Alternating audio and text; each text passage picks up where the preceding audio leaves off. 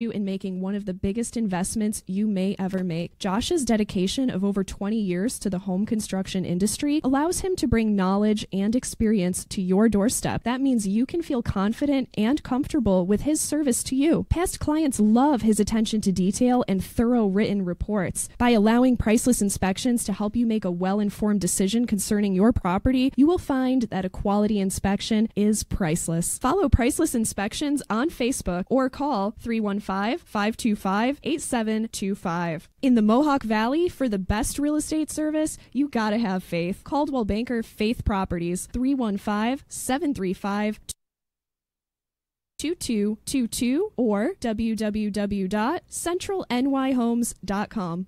YOLO, infidels, that's right. It's Hacker Hameen. This is Al Schneer from the band Mo. Hey, this is Corey Glover from Living Color. And you're listening to EC Radio. And you're listening to EC Radio. Live on EC Radio with the Z-Man. So take the pizza out of your fat moron mouth. Sit back and listen before I give you a $5 face slap. You'll never forget, infidels. YOLO. Welcome to EC Radio Podcast. We would like to thank all of our sponsors for joining the Disruption team, and we hope that you will support all of our sponsors. And of course, we appreciate you listening to this.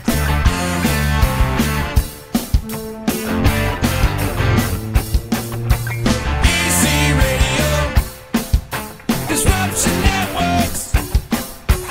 EC Radio, Disruption Networks.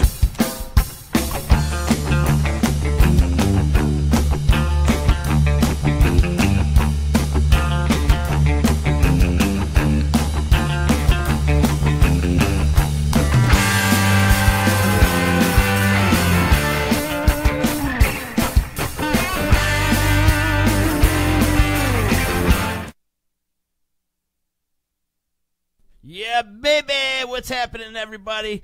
Thursday here, EC Radio, the D, DisruptionNetwork.net, all brand new website. Go check it out. It's a work in progress, but we're going to get there.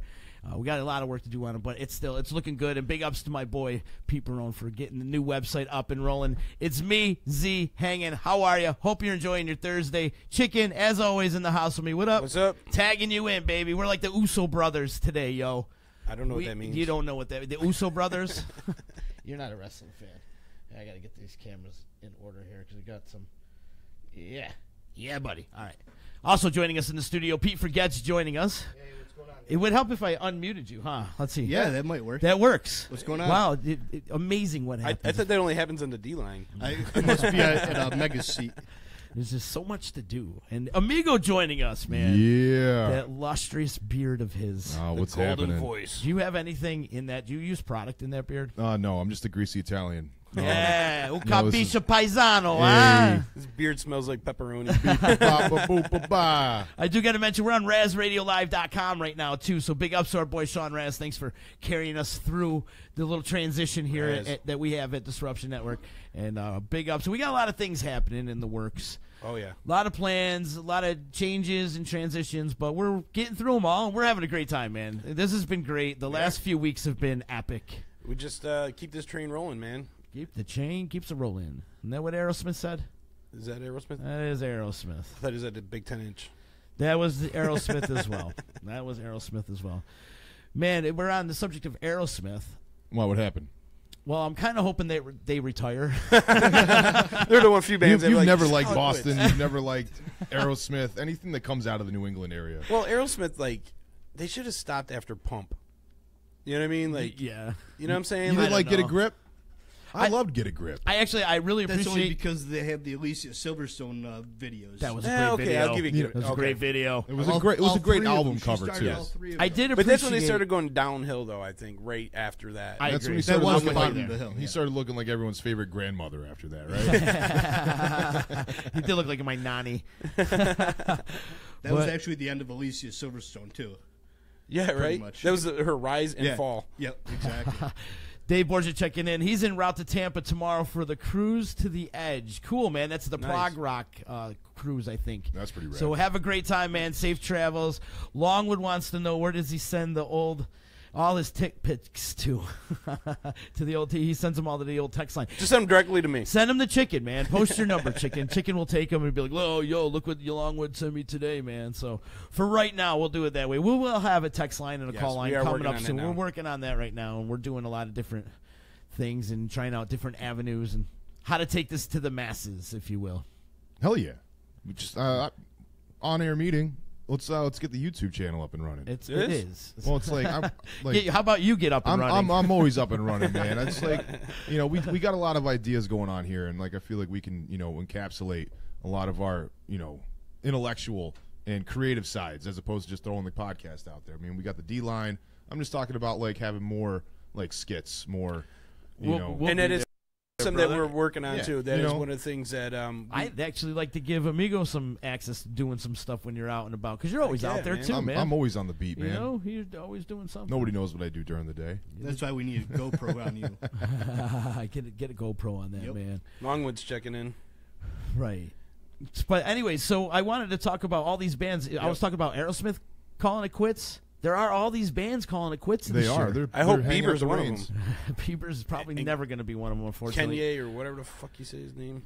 I wish he would just go away too. Him and Florida Georgia Line. But anyways, Seeger supposed to be retiring. Yep. Oh, I missed Seeger announcing he was done. Skinner calling it quits after this summer again. Yeah, but they're old. They're super old. They're in their freaking 70s. Yeah. A lot of these guys. Elton John's doing a last tour. All right. Paul Simon. Get tickets for Elton tomorrow. Paul Simon announced that he's doing one final show in July. Whoa. But in London. In London, right. Yeah. But I bet you it'd be televised. I'll bet you it'd be all over the place. Yeah. Sweet. All about it. Which one was that? Paul Simon. Paul Simon. Yeah. And that's going to happen in July. He's doing in Hyde Park in London. You think he'll do anything with Garfunkel? I don't know. Garfunkel's still alive. Art comes out for one or two. Is Art still alive? Yeah. You would think, like, if he's going to do one last hurrah, they should do it together. Right. I think. You know what I mean? Yeah. That like I think people would love that. I think that would be epic. I think so too.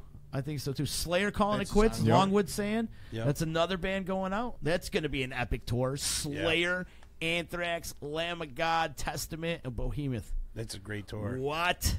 What a cool name for a band. What? Behemoth. Yeah. That's going to be a ridiculous tour, man. And Slayer's calling it quits too, man. I could hit two. It's crazy. So who's going to be coming up? I could hit two of my bucket list right on that show. Testament and Slayer. Yeah. Who's the band that's going to be coming up? The up and coming metal band. Any band. All these bands are going down. We were talking about that Greta Van Fleet. I really think that's who I was going to say. They're just the vibe that they're bringing, man. That hard rock, just straight rock music, man. Like it. I'm not even a Zeppelin fan, but they to me that's the way Zeppelin should have sounded. Chili Peppers, I heard, are doing. They're getting close to the end, or they're really. Yeah. I did not hear that one. Who else just said? Rush. Yes. Rush is done. Rush, yep. Rush is another one. Yeah. So 2018 is the year of the calling it Barry quits. Manilow. But these guys, Barry Manilow. Yep. Neil Diamond. Neil Diamond's another one. He's got Parkinson's disease. That's right. There's all these. Yeah, it's crazy. All the legends are going, man. I think they're starting. They're all going. It's sad to see. It's like when a baseball player retires, and you grow up with this baseball player, and you get so attached to him, watching him play throughout his career. Same thing with these musicians, these artists, and stuff. Well, you think about it, these guys molded like your youth. You know what I mean? Like you grew up listening to these artists. That's why you are who you are now. Right. You know what I mean? Uh-huh. Because you listen to their music, they touch you in some form. Yes, they did. And see him call it quits. It's like, oh man, it's sad to see him go. Get out there and see these people now. That's why I always tell people, man. I'll see him the next tour. No, get out there and see him now. That's what a lot of people did with Tom Petty. Right. I fell victim to that too. They didn't want to go see him in Mountain Jam. They didn't want to go see him, on this tour because they're like, oh, he's always touring. Yeah, he's always touring. Right. And then all of a sudden they just take it. And if you have that chance to see it, go see it. Buy the tickets. Do yourself a favor. Buy the tickets. Support it. Absolutely. Support the music. Go out there. Bucket list. Go see it. Exactly. Like I never got to see the Eagles. Mm-hmm. They're coming back a little bit, right? They are coming back, but again, it's not with Glenn Frey. I would have loved to see them with Glenn Frey. Just same thing with like Alice in Chains. Right. I got to see him after Lane Staley died. This summer. I would have loved to see Lane Staley. I feel like Lane Staley is one of the most talented vocalists out there, and I missed that opportunity. So to me, it's like get out there and see these bands while you still can, while they're still alive, while they're still together. Yeah. You know what I mean? you got to travel to see the show, because that's the whole part of going to the show to begin with. Just because you would just everyone would pile in, everyone would go to the show. You would get the tickets first and then figure out your ride later. Mm-hmm. And you know, back in the day, it wasn't like you'd check and see what the set list was online. You wouldn't see someone else's phone. I never understood that. Like, what, you wouldn't understand why people take pictures at shows? No. I don't understand the whole set list. If I don't see your shitty Instagram photo of the picture of your show, how did I know you went? Yeah. No, the whole like having to download the set list and knowing the set list ahead of time. Part of being at a live show is being surprised by the set list. Well, you get the set list afterwards, but it's no. I know people that print them out beforehand. They go to the show and they're like, "Oh, I got the whole set list. So I know what they're going to You're play going to here, the wrong here." show. That's basically you're going to a you're wrestling going to the match. wrong shows if you're going, unless you're going to one of those big giant choreographed shows. You're going to the wrong shows. Yeah. If you know the predetermined set list. Correct. Well, I mean, anybody's got their vices. Everybody's got their preference, so it doesn't matter. I'm just saying, like, people, like, when you print it out, I'm like, man, part of being at a show is, like, Right. not knowing what's coming next. I'm not going to print out a set list or look at it if I know it's a band that's going to play the same show every night. Yeah, you'd only want to go see the show once. You That's wouldn't just wanna the go- jam band in you. Exactly. You know, a lot of like Tool. They play the same set every night. You know, Yes, they go well, out because it's right. synced up to Because, right, it's their light concept show band. and their Right. computer Exactly, and that's graphics. what I mean. Those giant production shows like that have to be the same thing in and out. Right. Yeah. Longwood saying the new Alice in Chains sucks. It's not even Alice in Chains. It's only one guy from the original band. I have to disagree with you on that one because I seen the newest Alice in Chains and I actually loved William Dafoe as a frontman. Thought he was great. They're good. He's an actual frontman and doesn't just sit there laid all heroined out on stage. Yeah, but Lane's like Lane voice would is have been. Lane's voice and Right, the Lane's voice, of course. That makes Alice in Chains the sound, but at least they're still carrying on doing their thing. Yeah, I'll give them that. I think but Alice in Chains is killing it right now. Like I said, he's a front man. And actually, their drummer, I'm pretty sure Sean Kinney's an original member. Jerry Cantrell and Sean Kinney is an original member. So there's two original members. Now, the original bass player was Michael Starr. And I want to say he passed away, didn't he? But he was on like Celebrity Rehab for a while there. He had a bad bout with. I do know another member died. Yeah. I can't remember who. Yeah, Longwood said you walked out on him. Yeah, well, maybe you caught a bad show. The show I saw was great. I felt like I was a kid again. We were right on the floor rocking out. We saw him at Glens Falls. And I mean, he does great. I mean, when he sings Lane's stuff, he does a great job. Yeah. I mean, I'll give him credit. The dude can sing. Oh, yeah. We got Alice in Chains coming to the Landmark in That's Syracuse. coming up in April, right?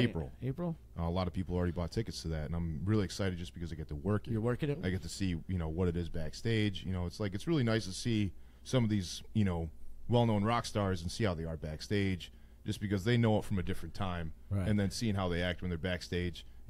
Ringo Starr, really funny backstage. He's very aloof. He's jumping around. You might think he's part of the Yellow Submarine cartoon still. Mandry's checking in. He said they killed the casino, Alice in Chains. And I'm sure. I mean, bands are going to have off nights too. And if it's not your preference, you probably don't like it. But you should always give a band a shot. I always like those people. They always tell me, "Oh, I hate Fish. I hate Fish." Well, have you seen them live? No, I'll never go. Well, you should go and experience it. You can't hate them until you see them live. That is very true. Some of you them, can maybe just listen to them on album. Of course, you maybe not be your thing. But to see that live and what that community creates, there's nothing like it in the world. And I'll admit to that too. I'm not a jam band guy. I've been to many jam band shows. I've had great times. You know what I mean? Like bands that I normally wouldn't listen to ever. Like in my car. Same thing with that white boy reggae stuff. I've been to a bunch of those shows. It's not my thing. Like I don't listen to it in my car. I'm not gonna whatever. But I'll go to a show and enjoy it. And I challenge you to have a bad time at one of those shows. Right. Seriously. I mean, the crowd is cool. Like it's a good vibe. Really what it is. You got pretty girls out in the summertime. It's an outdoor. I wouldn't go cram into a club to see them. right? But I'll go see them in an outdoor venue like the Saranac stage and stuff like that. Absolutely, have a great time up at Ray Brothers and some of those bands. They're not really things that I would go and buy their CD, but on a nice summer night, the hell yeah, I'll go out and enjoy the show. I advise everybody to go outside their box musically and experience and try to get acquainted with other music too. Oh, 'Cause absolutely. There's some great stuff out there. Turquoise, Whatever. hands down, Yeah, right there. They're killing it. Would They're you? at co-host tonight. Actually, let's give them a plug. Hell yeah. Co-host Music Theater in We went New down York. to Ithaca last week for it. Did you? Those Killing it out there. Those I love guys, Turquoise. Those guys are nothing but fire. Yep. So would you go out of your box and go see a power funk band from Brooklyn, and it's like, well, I didn't really think about it. Well, there you go. There's your chance. 9 people on stage, all different colors, all doing different things, and throwing down nothing but funk. There's girls dancing, singing, harmonizing. Like, Turquoise is one of my favorite bands. Yeah. And they are not very that well known right now. You know, they're killing it though. Yeah, well, but they're killing they're it. blowing up. They're though. blowing I will up. say they're starting to get pretty popular. Their font's getting bigger. That's what I like to say. They're moving up to the 14. I like your description of them, power funk, and that's exactly what they are. are. Kind of like Lettuce is I a think power it's funk actually on band their too. merch. There's like 15 that guys says in that power. band, right? In Turquoise, There's a That's like Wu-Tang. 9. I'll say like There's 9 9. or 10. There's a lot of There's a guys lot in of people. Yeah, they're all girls. different colors. It's like a black, white, green, purple, Yeah. blue, yellow, pink, and then drummer's green, and then the bass player's orange. Mm-hmm. There's 9. They are all different colors. Right down the rainbow, man. We have an interesting band popping in a little while at 4 o'clock. Mr. Monkey's going to join us. Wait till you get a load of these guys. We're going to get attacked by Planet of the Apes. I'm kind of intrigued, man. Yep, it's going to happen. They're going to be in gorilla suits and chimpanzees.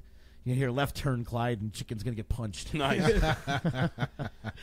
Chicken punching or a chicken punching a monkey punching a chicken. There's like a joke in there somewhere. Monkey punching it's a sitting chicken. there. That's a T-shirt waiting to happen right there. A monkey punching a chicken. I like it. That's going to come up about 4 o'clock. I'm going to catch up with Mr. Monkey. It'd be pretty interesting. They're playing a gig at Lucan's this weekend. Nice. And they're always around the Dinosaur Barbecue in the Syracuse region. So if you get a chance to check them out, check them out. It's an interesting act out there. A lot of interesting acts. You know another interesting act that's going to be making their very first U.S. tour? Pussy Riot, chicken. Pussy Riot is coming to the U.S., baby. For real? For real. For real. For real. That's what's up. The Russian feminist punk group Right, Pussy exactly. Riot. Why the hell not? We are under Russian control. You may as well have the. Hey, anti-Russian- send over Gorky Boom. Park while we're at it, Hey, too. Here we go. If you're Pussy gonna riot riot, makes sense. If you're that'd gonna be a pussy riot. Exactly, since we're all going to be Russia somewheres down the line anyways. So how does one have a Pussy Riot? Well, Can you do the Monster Mash to to Pussy Riot? one of their songs is called Straight Outta Vagina. Really? Yeah. Now, is this a place or is it a state of mind? It's a both. It's both. It all depends on your interpretation of the song. But they got Pussy Riot is going to be on tour. They're coming nowhere near here, of course. Mm-hmm. But I'd go check Not even that New York out. City? No, not even New York City, dude. Wow, it's so all kinda West Coast tour dates. Surprised by But that. they start in Chicago and they end out in California, so it's all from Midwest to the West. They want to keep those pussies warm, I guess. Yeah, I guess you're going to have to. But Pussy Riot is going to be out there. And for those that don't know, that was the girl. She spent years in jail, right? In a Russian prison for how many years? Just because she stood up against the government. Yeah. And she was, but they were doing some wild shit, though. Weren't they sending a couple into like churches to have sex and stuff and running into, like they were doing some wild shit. That's fun. We should look it up. Look it up some of the stunts that Pussy Riot pulled off. Well, that's what they got them in trouble. They should go didn't play. really pull it off. They should go play in front of Westboro Baptist Church. Didn't that cause? I think it did cause a little stink with the Westboro Baptist Church. I didn't even mean to go there like that, but it turned out that way. Yes, Pussy Riot causes a stink out there. That would be That would be a great headline. Be a great T-shirt on the back of the T-shirt, causing a great stink out there. Pussy Riot. Pussy Riot. Yeah. Wow, we might be on to something. We're working it. They need merchandise consultants. Yeah. We can help them. We don't speak Russian though, but We should get Pussy Riot on the D. we should. There'd be that communication. What would barrier, a but- fan of a Pussy Riot be? Would you be like a Pussy Rioter? Would you it's be, actually like hardcore punk boys are into Pussy Riot. But like, what would the name of the fan base be? You know, it's like certain bands Like- have like a name of their fan base, like fish heads, deadheads, Morons. morons. Yeah, Pussy Rioters. Yeah. I guess there would be Pussy the heads. Oh. Riot Squad. I don't know. That's a good one. I don't know. Maybe we should have people chime in. What would the name of the fan base of Pussy Riot be? That's a good one though. Pussy Riot. Yeah. The Pussy Riotettes. I don't know. I can't think of anything. actually. Come up with it. If anybody out there can come up with a good fan base name for the Pussy Riot. Pussy Riot opening up for the Butthole Surfers. Yeah. How about that for a double bill? And Fudge Tunnel. Take that. What kind of stunts did they pull? They pulled a bunch of stunts. That's what they did. They were LGBT activists, and they staged in a Orthodox church They had a couple staged having sex, performance right? is all it says. Okay. But it's implied that it was of the sexual nature. Right. I think they had a couple in a church having sex. Well, and then they were all in like costumes. You remember they were all in like robes couple. and shit. Oh, it was a gay couple because they were LGBT activists. So right on. Pussy Riot creating a big stink out there. It looked great on a T-shirt. I'd go check it out though. If somebody gave me a free ticket to go see Pussy Riot, fuck yeah. I'd go make a stink. I'm not gonna go buy a ticket. But if somebody gave me a free ticket for it. Could you have a mosh pit at a Pussy Riot? I'm sure. Yeah. I'm sure they have tons. Mash them all together. They'll do it. Pussy Riot. Pussy Riot. Yeah. I just want to see the girl get up on stage and be like, hello, we are Pussy Riot! You know? Or however they These are our last 6 songs. Chicken, I thought you'd be really excited to hear that. No. You're not into the Pussy Riot? Not if I was in. Apparently not. Where would you go see? see? I was in the Pussy Riot. What are you going to go buy a ticket to? Chicken? Eagles. The Eagles? Yeah. Well, I'm thinking about that Slayer show too. We're working on Pussy details on that. I'm going at a Slayer show. They both spell their name with an exclamation point, don't they? I believe so. There's got to be a douchey type nickname for them. Jeremy Stacy saying, "Jerry Stace, what up, bud?" Yeah, there's good douchey names. The douchies. The douchies. The douchettes. I don't know. The douchebags. We're Pussy Riot, and you guys are the douchebags. It'd be funny if they threw tampons out in the crowd too. Some smelly poop tampons. Ugh. Some butt tampons. You know, if Facebook wasn't such a pain in the ass, I'd be playing their music right now. Could you play a clip? Nah. No. Not even gonna attempt it. They'll shut us off. Oh, real that's quick. terrible. They do. They shut us off quick. Boo. Those guys are douchebags. That's it. I'm forming a Pussy Riot. So yesterday, Chicken posted a thing on EC Radio with Eddie Trunk and Dave Mustaine's interview. Dave Mustaine from Megadeth. Yep.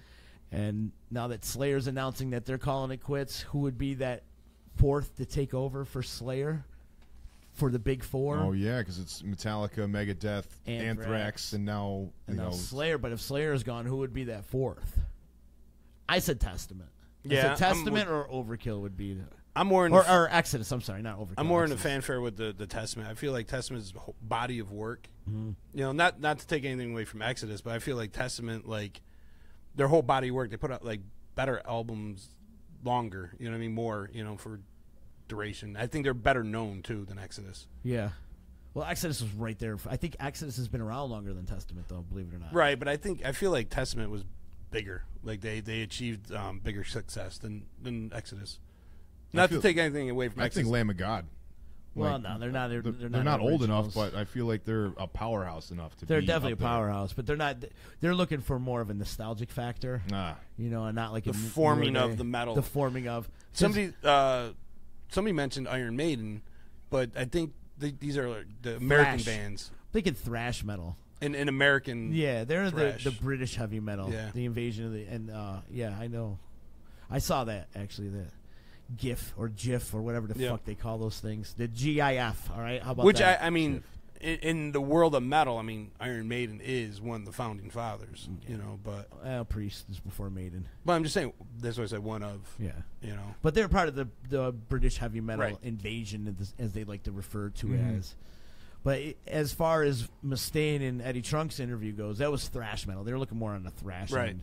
And what about Gwar? No. Yeah. Gwar would be nice. That's a nostalgic factor right there. The Beavis and Butthead game on Sega Genesis. Yeah. Yeah, because the whole point of that video game was you had to go retrieve your ripped up Gwar tickets, and you had to go through the whole game piecing them together so you can go see Gwar at the end of the game. It was literally the best game ever. Nothing like a good Gwar show. Blood going everywhere. Blood. Decapitations. That would be like, I don't know if they and confetti. Yeah, but see, I don't know if like Gwar would be good in like an arena. You know what I mean? Like what?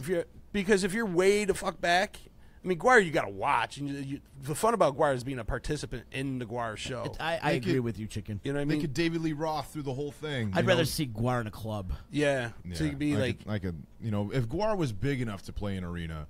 No, they are. They have. It's not like they have. They've done a ton of those metal I mean, the festivals. time has came and went, unless it's like, playing in front of like a wrestling crowd, where everybody gets blasted in blood and everybody gets blasted with confetti. It's like going to a Kiss show with like pyrotechnics again, but Just with blood. with blood, more blood. Lots of blood. And so you go to a Guar show and everybody's in white, which is usually not the case when you go to a metal show. It's usually the other way around. But everybody comes out of there. Everybody walks in white and everybody walks out of there red. Yep. I remember I got my hat knocked off from menstrual blood. What is it? The Guar girl. She like lifted her leg and all of a sudden, wham! I got hit. Menstrual blood? Yeah. How fun. I turned my head and I'm like, wham! Right in the face. My hat goes flying off. How many times you seen Guar?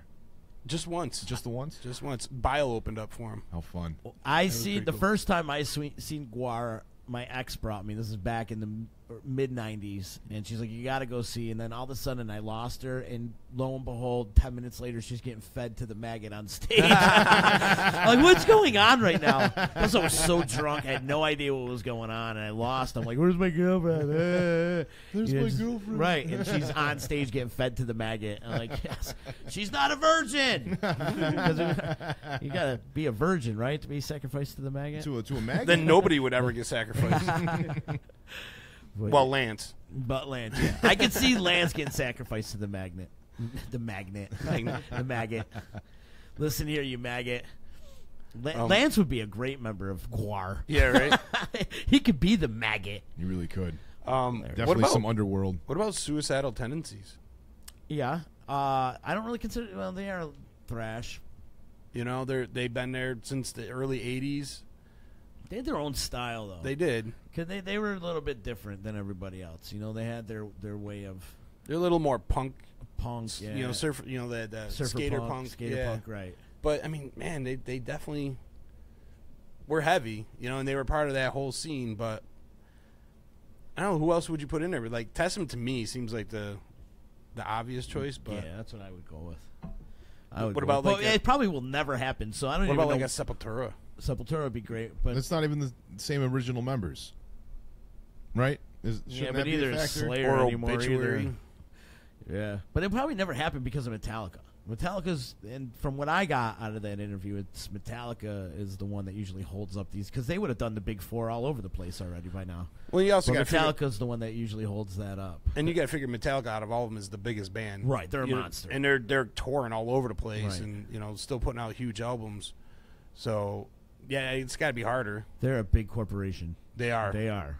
But you know what? Like, people dog on Metallica, and like after the Black Album, well, kind of including the Black Album, when they started jumping the shark and started playing the more radio-friendly type stuff, everyone keeps dogging on them, be like, wish they went back to the way they were. And I was one of them. I kind of lost track. They got some good songs through those albums, but all in all, it's not Metallica. You lost track.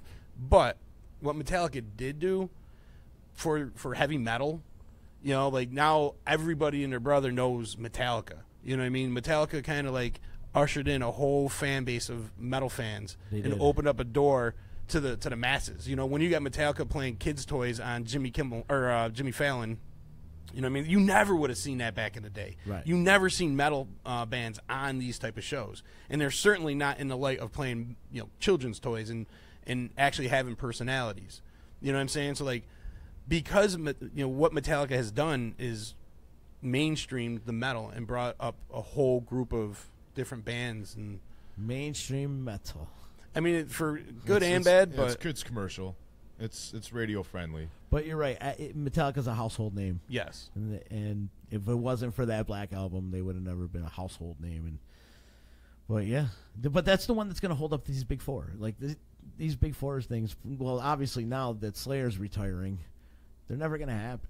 No, it's unfortunate. Like, I feel like Metallica will go on tour and bring like a bunch of bands on tour with them. Mm-hmm.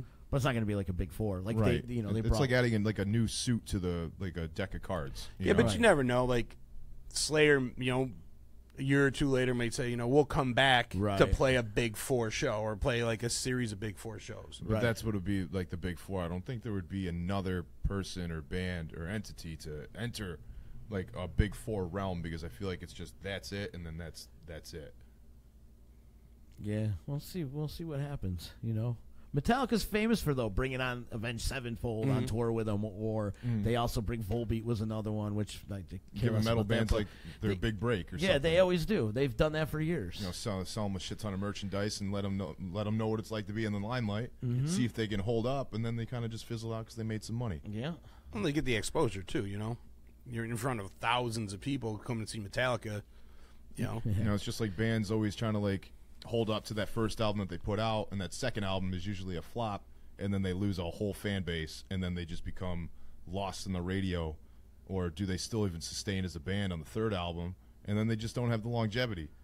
Certain bands, you gotta hope you find like a good core and that base. happened a lot in the 90s. Dude, big time. A lot in the 90s. You had so many one-hit wonders in the 90s because you had these bands that you had these agents out there or record companies looking for the next Nirvana, next Pearl Jam and shit, and they ended up with all these post-grunge bands like Creed and all this other garbage, Days of the New and all that crap. 3 Days Grace, garbage. Would you put Stone Temple Pilots in that group? What, grunge? They got put in the grunge. No way. Because when they first came out, they had an image problem when they first came out. When they first came out, everybody dogged them, said they're trying to sound like Alice in Chains and Pearl Jam. Right. And so that was a huge knock on them. But you go back and listen to that first album, it's fucking amazing. Second album, too, third album, all their albums. You listen just a good rock Stone album. Temple Pilots still hold up to this day. So I would give them on that kind of second wave. They're like the second wave. No, I put them in the grunge. You would put them in that first wave. Yeah, alternative grunge. Yeah, they were like on the S curve of that wave. Like towards you know the back what I'm end? saying? The back end. Yeah, right. But Definitely I wouldn't put them in cusper. they're definitely not in the category of Creed and Days of the New. Frig no. I mean, no. Stone Temple Pilots is in a way different category than those guys. With the bigger bands of the 90s.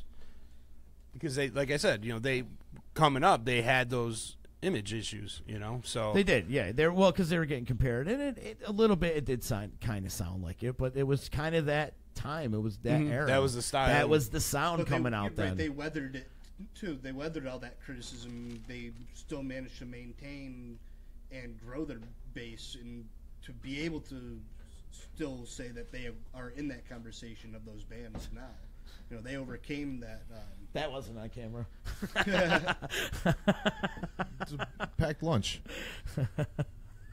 Wow. I haven't seen him since Christmas. Nice. No, but Stone Temple Pilots, man. Yeah, I still think they're a kick-ass band. I watch them daily. Or listen to them daily. It seems like it comes over my headphones when I'm at the gym like all the time. And I think it sounds better now than it did then. Mm-hmm. Like, I mean, I loved them then, but like now you go back and you go listen to the Core, and it rocks, man. It's just like, wow, this was a heavy album, heavier than I remember it being. Core, great album. Great album. The band Core? No, Stone Temple Pilots. Core. Oh, yeah. Yeah, that's a great album. Still holds up to this day. Yep.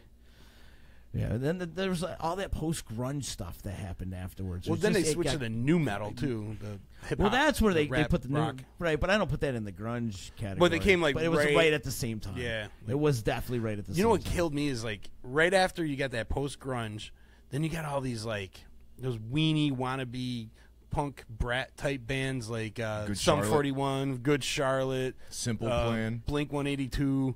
Yeah, it was all this, like, makeup, glitter on your fingernails, girls that just wanted to belong to something. It was like it was a fashion statement, or it was like a different kind of goth. Was it Lit? Like these like terrible, terrible bands. One-hit wonders. They were just god awful. And I feel like today's modern JP here, he's talking about Lit. JP loves Lit. Oh, and like a lot of this pop music today is like a lot of one-hit wonder too. Yep.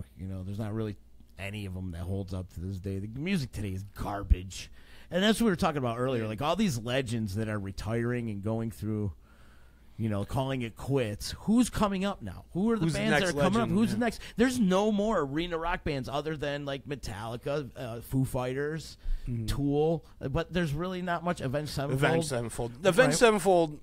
Love them or hate them, like some people don't. They draw. They sell tickets. They put on a hell of a show. They too, sell man. beer. They put on a hell of with the pyrotechnics and all that shit. They put on a show. I wrote them off.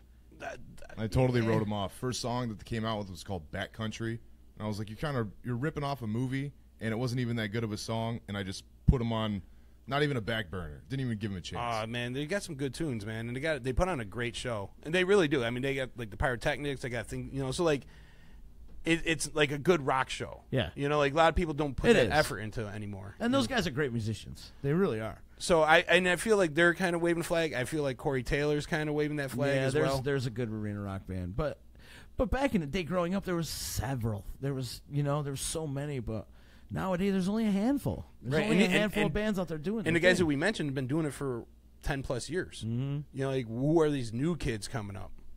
Like who's the? Well, what's the genre of music that's coming around? I mean, everyone hates the dubstep because it's god awful. It's not music.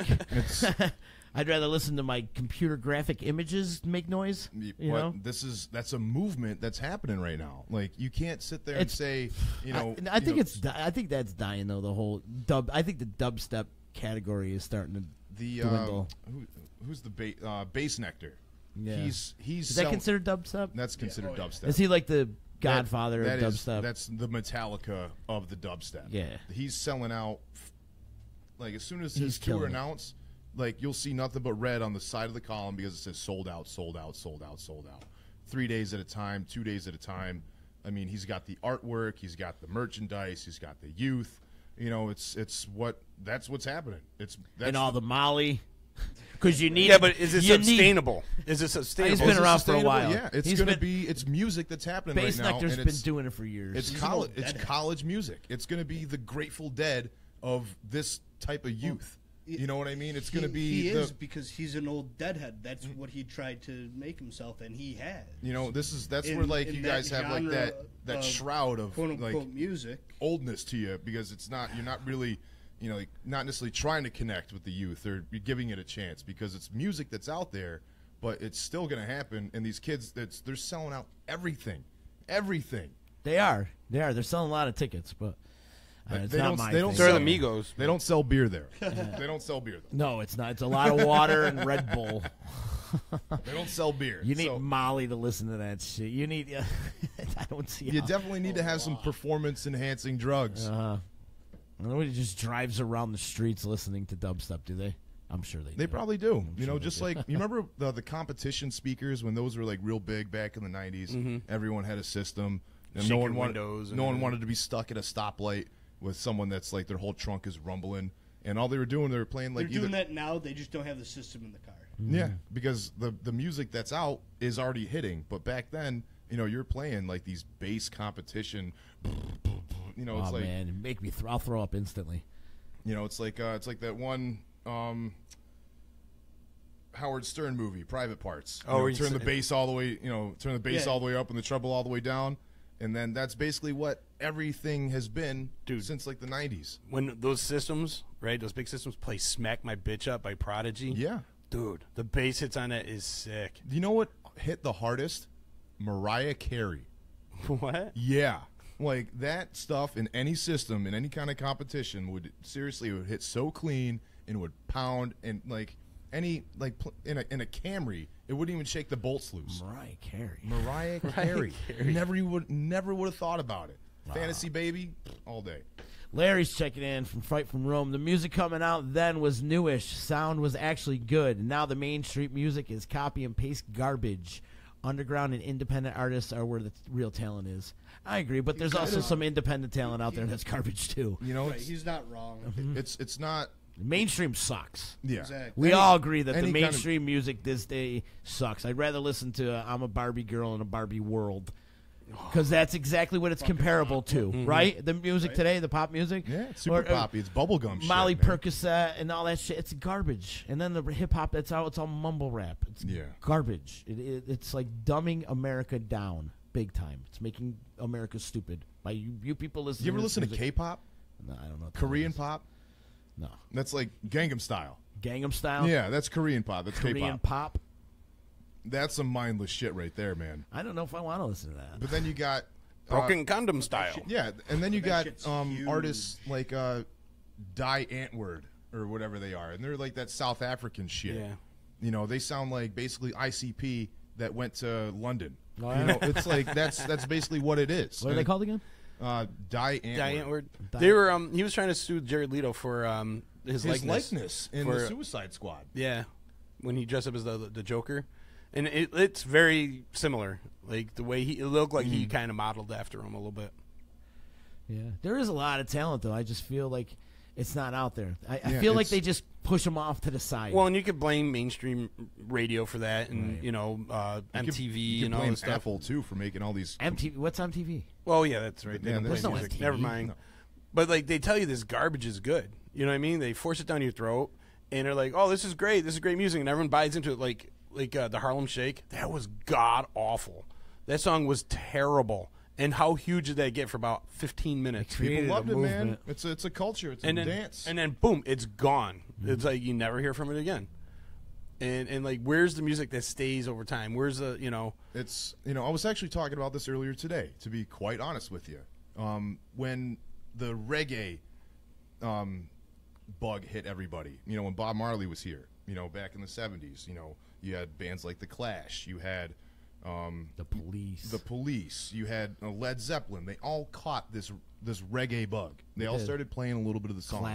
Clapton. And then, it's like, and then with other types of bands, that you see certain bands when they hit the scene, they will start or inadvertently influence other types of music that's happening in the times. So even though this dubstep shit is happening, other bands are incorporating, or certain producers are helping these big four bands, help produce their new stuff, because they're capturing the youth of the nation. So they're actually getting this future rock or this dubstep, and they're all fusing it together to make, a more progressed sound of what these bands are, but what they're trying to become. Wasn't that what Jonathan Davis was trying to do for a little while? Yeah, with this J-Double DJ shit. Yeah, but sometimes these guys get bored with what they're doing, so they try other things, and you got to give them respect for letting them switch it up like David that. Draymond, he tried it too, and there's a few other bands, 3 Days Grace, they tried it as well. A lot of these guys have passion projects, it's cool, let them try it, experiment a little bit, But then it's like we're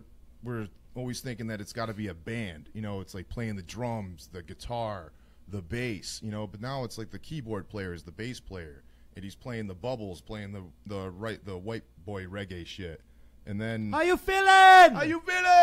Bup, bup, bup. And then you have, it's these dubstep guys. They're playing the little bleeps and bloops on that fucking 20-button light-up pad. That's actually an instrument now, because you're remembering where that note is to play it on time, so it's technically an instrument. Yeah. You know what I mean? Yeah. Just like hitting a wood block is there it is. Perfect. Cowbell. Ding. Ding, ding, ding. These are all instruments, but we're not really thinking about it, but it's just being incorporated into music. Regardless if we like it or not.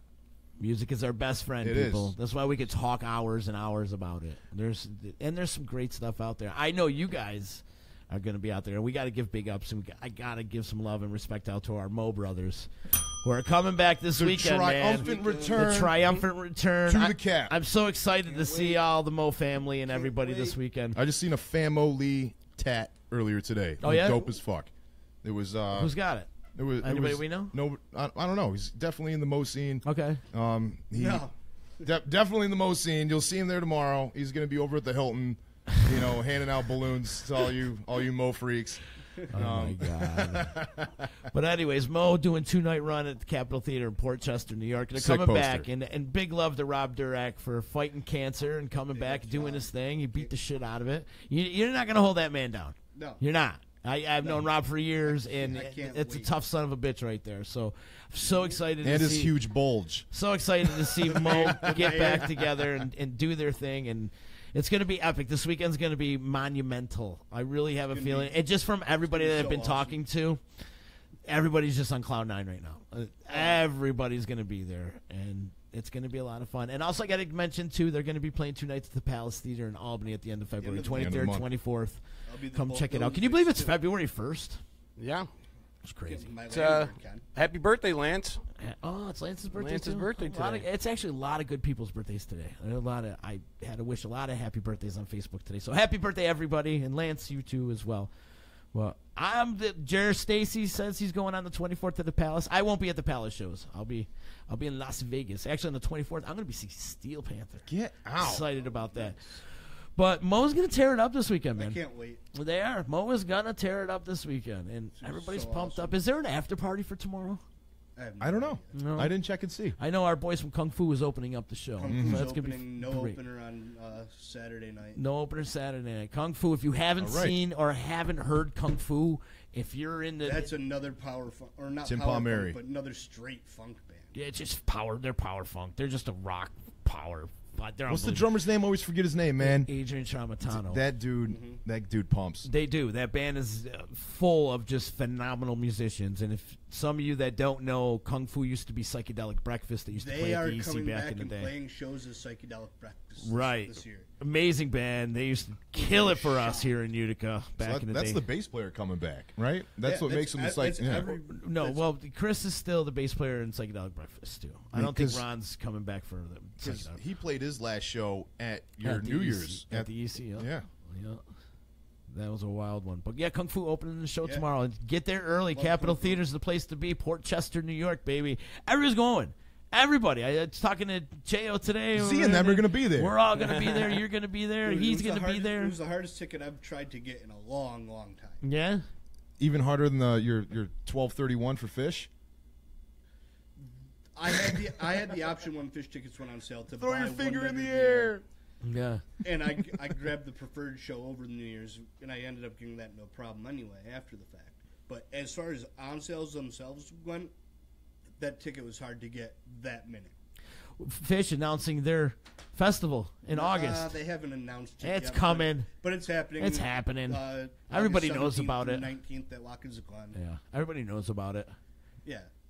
One of the blogs posted something. I don't know yesterday exactly on the dates, but that's the... August 17th through 19th. It is.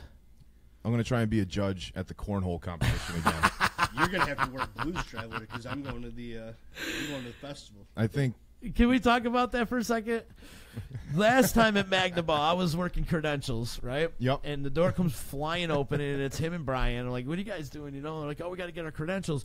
We are the referees for the cornhole tournament. They need referees for a cornhole tournament? Oh, yeah. Oh, I can imagine. People get heated playing cornhole, man. So you guys were the referees for that. Yes, we And were. What We did had- that title consist of? we had whistles, and we never set foot over at the cornhole field, and we just blew our whistles everywhere else.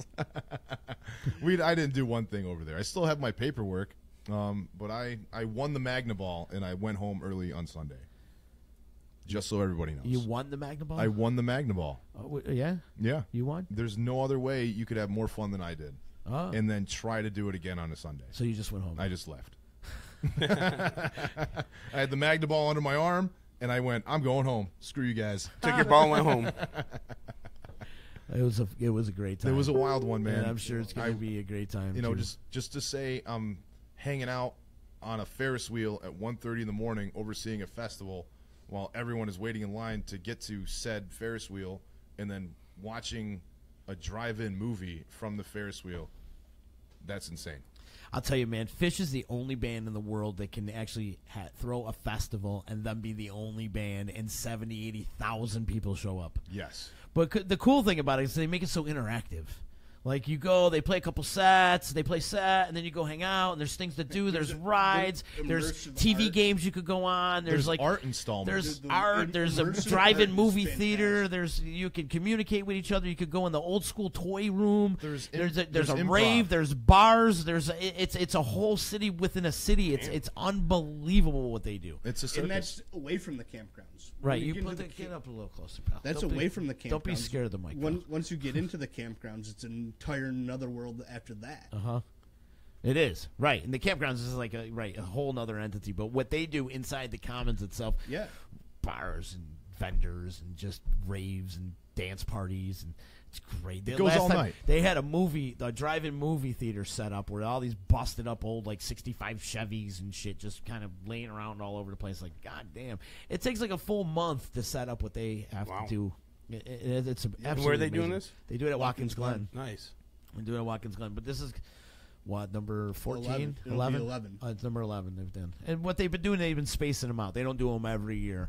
This is what, they've waited 3 years before they So did the what is next this one going to be called? 11. Magna Ball 2. Magna Ball 2? Because it was the Super Bowl I'm just calling it Magna Ball 2 until they make the give announcement. me a name. Like, what would be above? It was like a Super Ball. Now it's Magna Ball, and now it's going to be, a successor of that. What do you think that would be? I want to wait till they get to The 8 ball. The L's in ball will be spelled with ones. They missed it though. It's already at Because it's the 11. 11th festival. They should have named 8 ball. I want it to be called kickball and just have a giant kickball tournament like summer camp. There you go. Yeah, that's something else too. Oh my God. Well, Fish does it up, man. Their festivals are like none other. And like I said too, they don't hire other bands to play No, their it's just festivals. them. Only the one time in Oswego they had a couple other bands. You'll see bands playing in like the campgrounds or something like that. But like when it comes to playing on the big stage, it's just Fish, and they play whenever the hell they want, and they do their thing, and you'll see some of the best fireworks you'll ever see in your life, and there's rides and so many activities. How many times you have you can't get seen bored? Fish? You can't get bored, and I challenge you to have a bad time at a Fish festival. That is very true. Yeah. Exactly. I saw Fish for my first time in 2009 Oh, yeah? at the Pepsi Arena. Oh yeah, It was pretty awesome. was I with you? I think so. Okay. I remember the director of Good Times was there. That's when I Okay. did the half beard, by the way. It was Albany 09. Was That was the last time I did he it. shaved his beard? I will Half not beard. do it again. Why? Dude, He's got beard anxiety. I can see it on his face already. He doesn't want that thing to go. You got some time in that fucker. I've got some time invested. We'll wait till he falls asleep. That was your first show. That was my 09? that was my first show, and then I, just being a metalhead, being 311 fan, being growing up punk. How listening many to funk. 311 shows have you seen? I'm at 91. Wow, 91. Yeah, That's 91. nice, bro. That's a good number. Do you have every ticket stub? No, just because once they started doing that print off, thing Ah, I with a piece hate of it. paper, It ruined the whole it- momentum. It did. So that's when I started. Momentum too. I started buying T-shirts, and then the T-shirts were getting shrunk, holes, faded. I wanted to save them, and then it turned into me getting the posters. It ruins the souvenir, but now you got the posters. Now I got the posters. Posters are where it's at. Yeah. But I tried to get any kind of memento from any show. Uh-huh. But just going on tour and then having to spend so much money, you tend to just try to save the ticket stub. Mm-hmm. But once they started doing that piece of paper, get the fuck out of here. What's the most times you've seen a band, Pete, and who was it? Right now it's Mo. It's Mo, yeah. And it's approaching 70. 70? Approaching it, Yeah. yeah. I'm not sure the exact number, but I feel It like just goes to show you how diehard these jam band fans are because they go see them 80, 90, 1,000 times, Chicken, how about you? The band you've seen the most times? local bands count. Do they? No. Nah, I was going to say, nah. probably, I'd have to say probably 'cause I got a Metallica. dozen shows of one band each. And I only seen them 7 times. Metallica? Yeah. 7 times? Yeah. Same set list. I think it would be Mo, but I have no idea. It would have to. I used to see Mo in bars. Right. I used to see him, so that's got to count because I've watched them grow. I've been friends with them for years, so I would think that counts. And all the times I've worked with them and for them. So you're right. Local bands do count. Well, they're a local national band. There's found a loophole. How many times have you seen Fish? There we go. Like right around 100 times. I don't know though exactly because So same thing with you, man. No, you and Joe Sweet were hitting the tour. Yeah, we used to tour around it back in the 90s, but 43 right now. But same thing like you, man. You lose track because there's no more ticket stubs and stuff like that. And then there's all these generators where you can go on and get your stats on how many times you've seen them play this song and how many times you see them play that song. But I can't remember every freaking show I've ever been to because there's just been so many. And a lot of them, especially in the early days, I was on chemicals. How polite you put it in your early days. Well, do you know there's some bands? Those are my blackout years. There's some bands I've seen multiple times that I'm not even a fan of. Like Breaking Benjamin, I've seen them 5 times and I'm not even a fan. No, but they were always on a bill of What a makes band you that I not was like seeing. them? I like them. Just don't do it for me. It's the singing. I'm not a big fan of the way. Do you he like when sings. your food touches? Yes, actually I do. I mix everything together. But there's a lot of bands that get put on bills, that for shows that you're going to, and they just kind of happen. Like Seether, I've seen Seether 4 or 5 times, just because they're at shows like a K-Rockathon. Yeah, or, right. Something they like get that. stuck on these festivals. Right. I hear you. Hey, Pete, Gaffney wants you to shave the beard if the Patriots lose. Nope. Yeah, Come there you on. go. Nope. Come on. Wow. Sorry, Gav. You're a not Pats happening. fan. He's got no faith in the Pats. Sorry, I don't have any faith in the Pats. I'm not shaving my beard. I was talking last night with a couple of my customers at the bar. I told Sumner it was going to cost him $25 million to put me a tomato pie day to shave my beard. I'm not shaving it for the Patriots game. I was talking to my customers at the bar last night, and if you think about it, every Patriots Super Bowl has been really close. Every Patriots Super Bowl in the Tom Brady era. I'm not talking Grogan when they got wiped out by the Bears back in '86, but I'm talking, then even when Bledsoe and Favre went at it in the mid '90s, there that was okay. But when the Tom Brady era, every Super Bowl in New England has been super close. It either came down to the wire, or Vinatieri kicking the field goals, or whatever. Right. Would it be some shit that this is the year that it's not close and it's like either a blowout either way? I'm hoping it's a blowout from the Eagles. Right. You know? I think half the world but Pete and everybody in Massachusetts. But it would almost be a passing of the torch, I think. If the Eagles were to beat New England and beat them handedly, I kind of think it's a passing of the torch because I like what Doug Peterson's doing over there, and I think that team is built with New England in mind. They kind of modeled their team after New England a little bit. Right. We're going to talk about Super Bowl later on, though. Because we got to. It's coming up this weekend, so we're going to talk a little bit about that. I was just going to say that Tom wants to know how many times you've seen Papa Roach. Not on purpose, too. Because most of these shows I went with Tom, and that's it. We've probably seen them at least, maybe they might have been like 6-7 times, too. All the way back from K-Rockathon days and shit like that. And then they played the Odd a couple times, too, right? Yeah, a bunch of times, yeah. Yeah. Bob's also saying fuck the Eagles. He's a Patriots fan? No, he's a Dallas fan. Oh, that's right. See, Tom was the only one that had balls to come on and actually close it out with the thing. Remember when we went on this trip before? Oh, the bus trip? We went on the bus trip. The motorhome? Yeah, the motorhome. He was the only one to actually wear his jersey. Yeah, my buddy Sean really... Sean was a Dallas fan. But he was nervous because we were going to Giants Stadium to see Dallas versus Giants. Yeah. So he wore a Giants T-shirt, right? So then we get there, and it was cold. The game was supposed to be at 1. We got there at 10 o'clock in the morning. They backed the game off to 4. So then we got there at 10, so we've been drinking. He buys a Giants hat. Yeah. Then he does a thing where you fill out for a credit card, gets a Giants blanket. I wanted to kill this kid. So now he's in the stadium with a Giants blanket, Giants hat, Giants shirt, rooting for the Cowboys. Yeah. Dude, he caught more shit from everybody because now the Dallas fans were ripping on him. Right. It was way worse if he just supported his team. I wanted to kill him that day. Listen, let's take a break. We got our guest coming in the house a little bit. We're going to be joined by Mr. Monkey in a little bit. They're going to get a big show happening at Lucan's this weekend.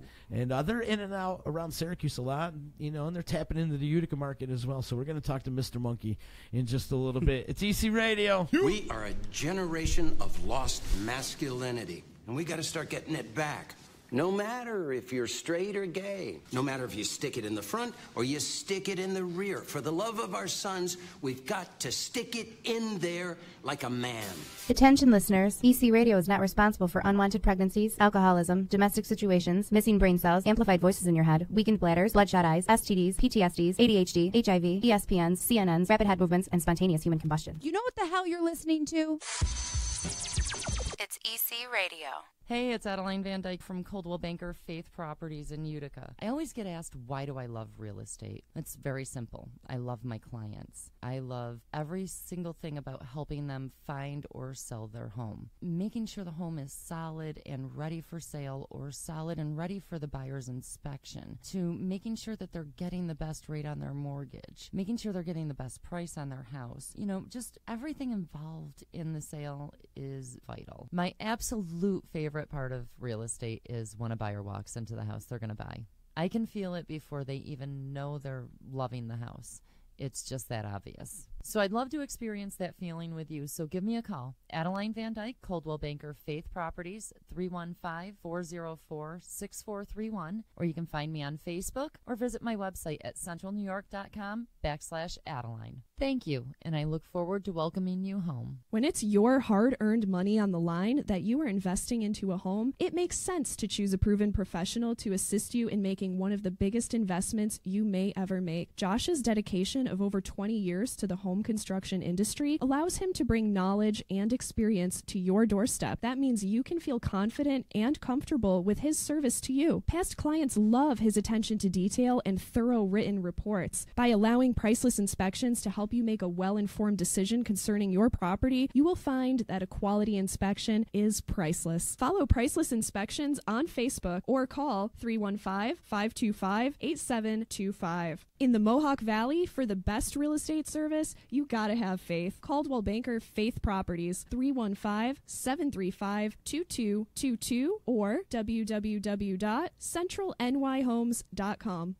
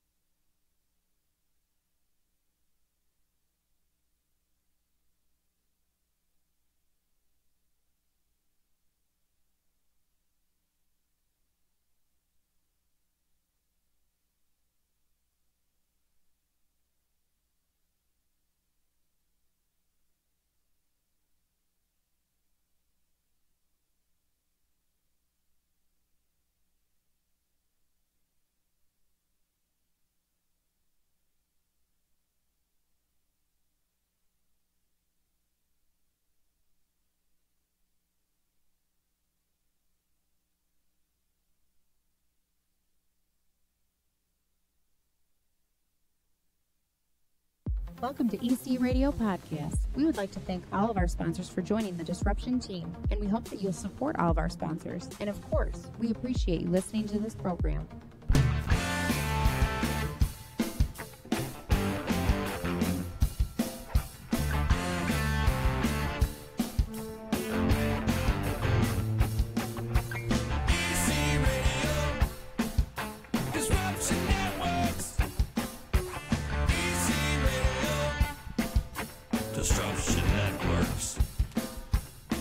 Konnichiwa! What's happening, everybody? It's Z, EC Radio. Give us a like on Facebook, like Disruption Network on Facebook, follow our Twitter, Instagram, we're all over the place. Also, check out our new website, disruptionnetwork.net. Got to give some love and respect out to the property sisters of Mohawk Valley. Our girl Adeline. She's doing a seller seminar this weekend. It's happening on Saturday at the Utica's Elks Lodge. It's from 11 to 1. Everything you need to know about selling your home without any pressure. Try out her new 360 camera. She's got a panel of experts that are going to be there. Our boy Tommy Drama's going to be there. Yes, he is. There's a large list of local agents ready to assist you in selling your home. Go down. It's 11 to 1 on Saturday. If you're into selling your house, go down there. Check it out. The Utica's Elks Lodge, 1315 Champlain Ave in Utica. RSVP to the Facebook event to reserve your spot. We love our girl, Addie. She's killing it. She's killing it. She's killing it. We're also killing it here on EC Radio. It's Z, Chicken, Amigo, Pete Forgets, and in the house with us today, Mr. Monkey. We've got Mr. Monkey with us, joining us. How you doing, Mr. Monkey? You got a big show happening this weekend, huh? Good, Z. It's You're- true. yeah. Mr. Monkey's going to be live and direct. I would Do you have need these. I'll put these on. Yeah, that's- live and direct. You can move that actually, At Mr. Monkey. Lukens. Yes, move it. That's adjustable. That microphone. Is that right here? Yeah, Oh, there you go. yeah. Yeah, get right in there, Hello. Mr. Monkey. Anyway, Lukens in Utica on Barrack Street. Saturday, February 3rd. 10 o'clock. 10 o'clock. 10 o'clock. That many? This many. Two Have to use all these. 2 hands. All these. Monkeys have appendages though. Talk about Mr. Monkey. Talk about what's going on. You got Guitar Monkey and A Drummer guitar Monkey? with a bass guitar monkey. And he knows every song in the world. The bass monkey and the drum monkey. There's the tour with Alice Cooper, but they look as monkey-like as they do now. But they did do that. And let's see. And then now the new singer monkey from the jungles of Rochester. Singer monkey, Patty. We call her Patty sometimes, but anyway, mostly we call her Singer Monkey now. And it's good, it's fun. We're doing it with rock and roll music, 70s, 80s, 90s. We make things up, so I guess that's modern. It's good. It's good stuff. And you got Manager Monkey with you today. The Dr. Main Monkey. Dr. Main Monkey is going to join us in a little while. And if you have questions, write into Z. And Dr. Main Monkey will ask you your questions. They don't have to be medical questions, but he is a doctor. Well, he's a veterinarian, but still, he's a doctor. Bruce Clayton is saying it's a monkey good time. It is a monkey good time. Bruce Clayton is right. Hello, Bruce Clayton. And I got Sock Monkey right here, right? And this is considered Sock Sock Monkey? Monkey. It's definitely a Sock yeah. Monkey. Is this Sock Monkey? That's a sock monkey That's of his- love. Sock monkey. Sock monkey of love. No puppy monkey baby. It's not a crunchy socky monkey. That is was it? the I don't know. I don't think it's crunchy. Puppy monkey baby. I don't know. How many monkeys in the family? Creepy as Oh, there's a lot of. Wait a minute. How many monkeys in your family or in our family? Your family. Oh, we got a whole thing. We have a management warehouse thing. We've got Evil Sock Monkey. He's our lawyer. The Coconut Brothers. They're coconuts. They're our security guys. Joe and Joe. They're coconuts. They're very close. Let's see. Who else is in there? We have Sydney. Sydney's our agent. And of course, our manager's here, right here with us. Here he is. Come here. Hello. I'm Myron. Hello, Z. Hello, Chicken. Hello, boys. What's going on? Myron? I manage Mr. Monkey. I make all the big decisions, Y'all the big decisions? Yes, all the big decisions. I get the limousines and the fine hotel rooms and the big gigs and the airplanes and... Hey, wait a minute. How come I haven't seen any of that stuff? Oh, well, we'll talk about it later. We're on the air now. There's no business here. Well, okay. Is Myron the monkey a little shady? Oh, no, sir, not shady. Just cautious. Cautious. Very cautious. Would you prefer to be called shady or sketchy? Oh, I like sketchy. Sketchy? I think. Yes, thank you very much. Thank you. Yes. Yeah, that's Myron the monkey. He's the Myron, manager. yes. Where's he from? The other monkeys are from the jungle, the jungle side of Syracuse, that is, of course. I got you. You know, originally I'm from Liverpool, though, as you can tell from my accent. Liverpool, New York, of course. I got you. Yes, you know what I'm saying. It's very lovely there. Very lovely this time of year, all times of year. Yes. Make sure you come see Mr. Monkey. Mr. Monkey, not only at Lucan Saturday, but tomorrow if you're in the Oneida area. We'll be at the American Legion having a big jam. You can sit in with Mr. Monkey and all the monkeys at 8 p.m. It's going to be fabulous. Then 10 o'clock at Lucan's. That's a big rock and roll show. It's not a jam. We'll be jamming, but you know, it's different. You come see. You'll see. It's very fun. Mr. Monkey. Thank you, Mr. Monkey. Absolutely. Take a break. Myron's going to take a break. Bye. As a matter of fact, we got a couple bananas. We had a whole truck of bananas to come in town, so we're going to give you guys bananas. So compliments to your friends here at EC Radio. We give bananas at the show. We do dance contests. We have always, of course, we have bananas. Monkeys. That's yeah, but dozens of bananas. That's what they get paid for. Right. That's usually what people pay us with. But I think Myron's been keeping the money. Yeah, it sounds like it. We're going to have to talk. You should work that out with him. He must be making a lot of money. That's a shady monkey. Jets and limos and stuff. Right. But then again, he has to get fisted all the time. That is true. No comment. How long's the band been together? Let's see. Not that long. No? Not quite 2 years. Not quite that 2 years. Some very odd, very sad things. Very sad things. Kind of brought this very happy thing together. Some different tragedies with other musical friends. And we said, well, we must do something we like to do, and we must have extreme fun. And that's what it's all about. When we host a jam, if you play with us, we give you bananas. We actually do that. We're not kidding. We travel with bananas. And everything is about a good time. It's supposed to be fun. It's entertainment. And how can, you go wrong with dudes in monkey masks? Yeah. Do people slip on the peels? Oh, that's a mask? Well, no, the other guys. Oh, okay. Not me. No, yeah. Aren't you worried people are going to slip on the peels? No. We're very cautious with that. We have a monkey wrangler, and they take care of all that. A monkey wrangler? Monkey wrangler. I know her. Yeah. Oh, yeah. I thought you would. Chicken knows a monkey wrangler. I want Chicken to fight the monkey. Fight the monkey. Do you have a monkey on board that's kind of a scrapper? The bass monkey is pretty... he's rugged. Yeah. Yeah. You don't want to mess with the bass monkey. He's very serious. All right. Very serious. Very serious monkey. He's a bass monkey.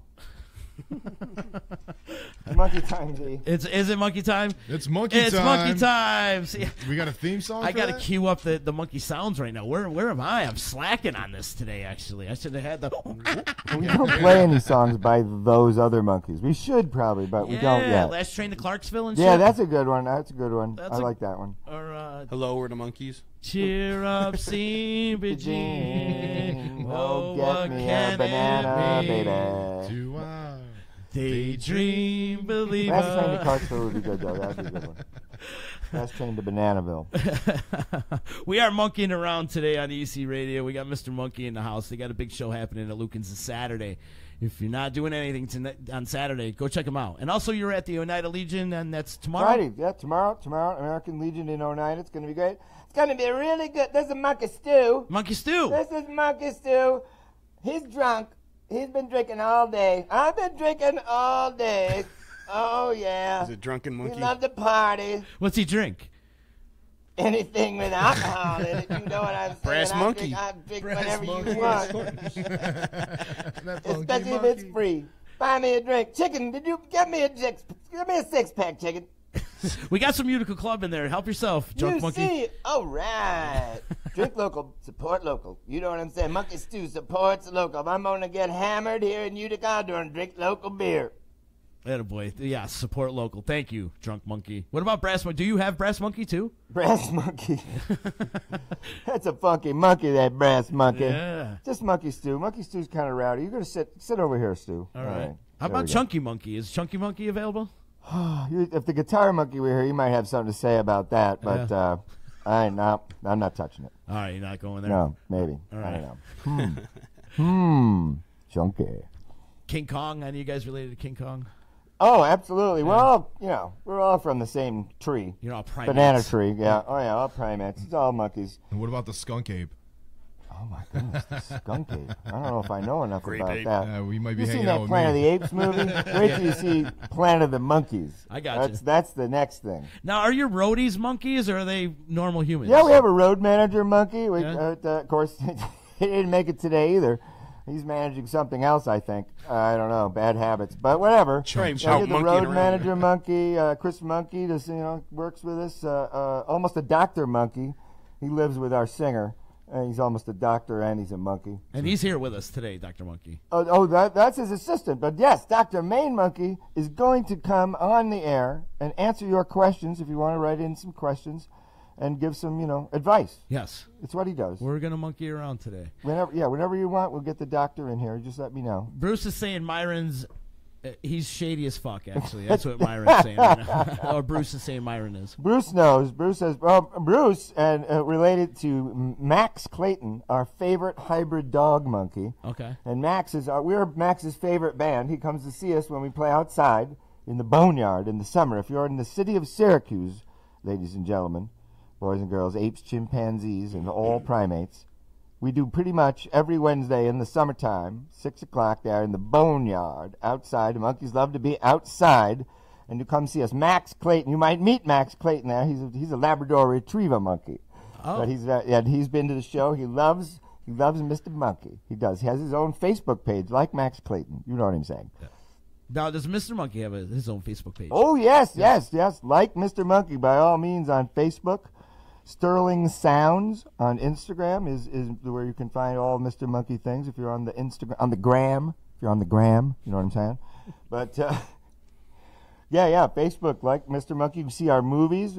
Z shared a movie earlier today that we made today with Go Go Gorilla. You make one daily, right?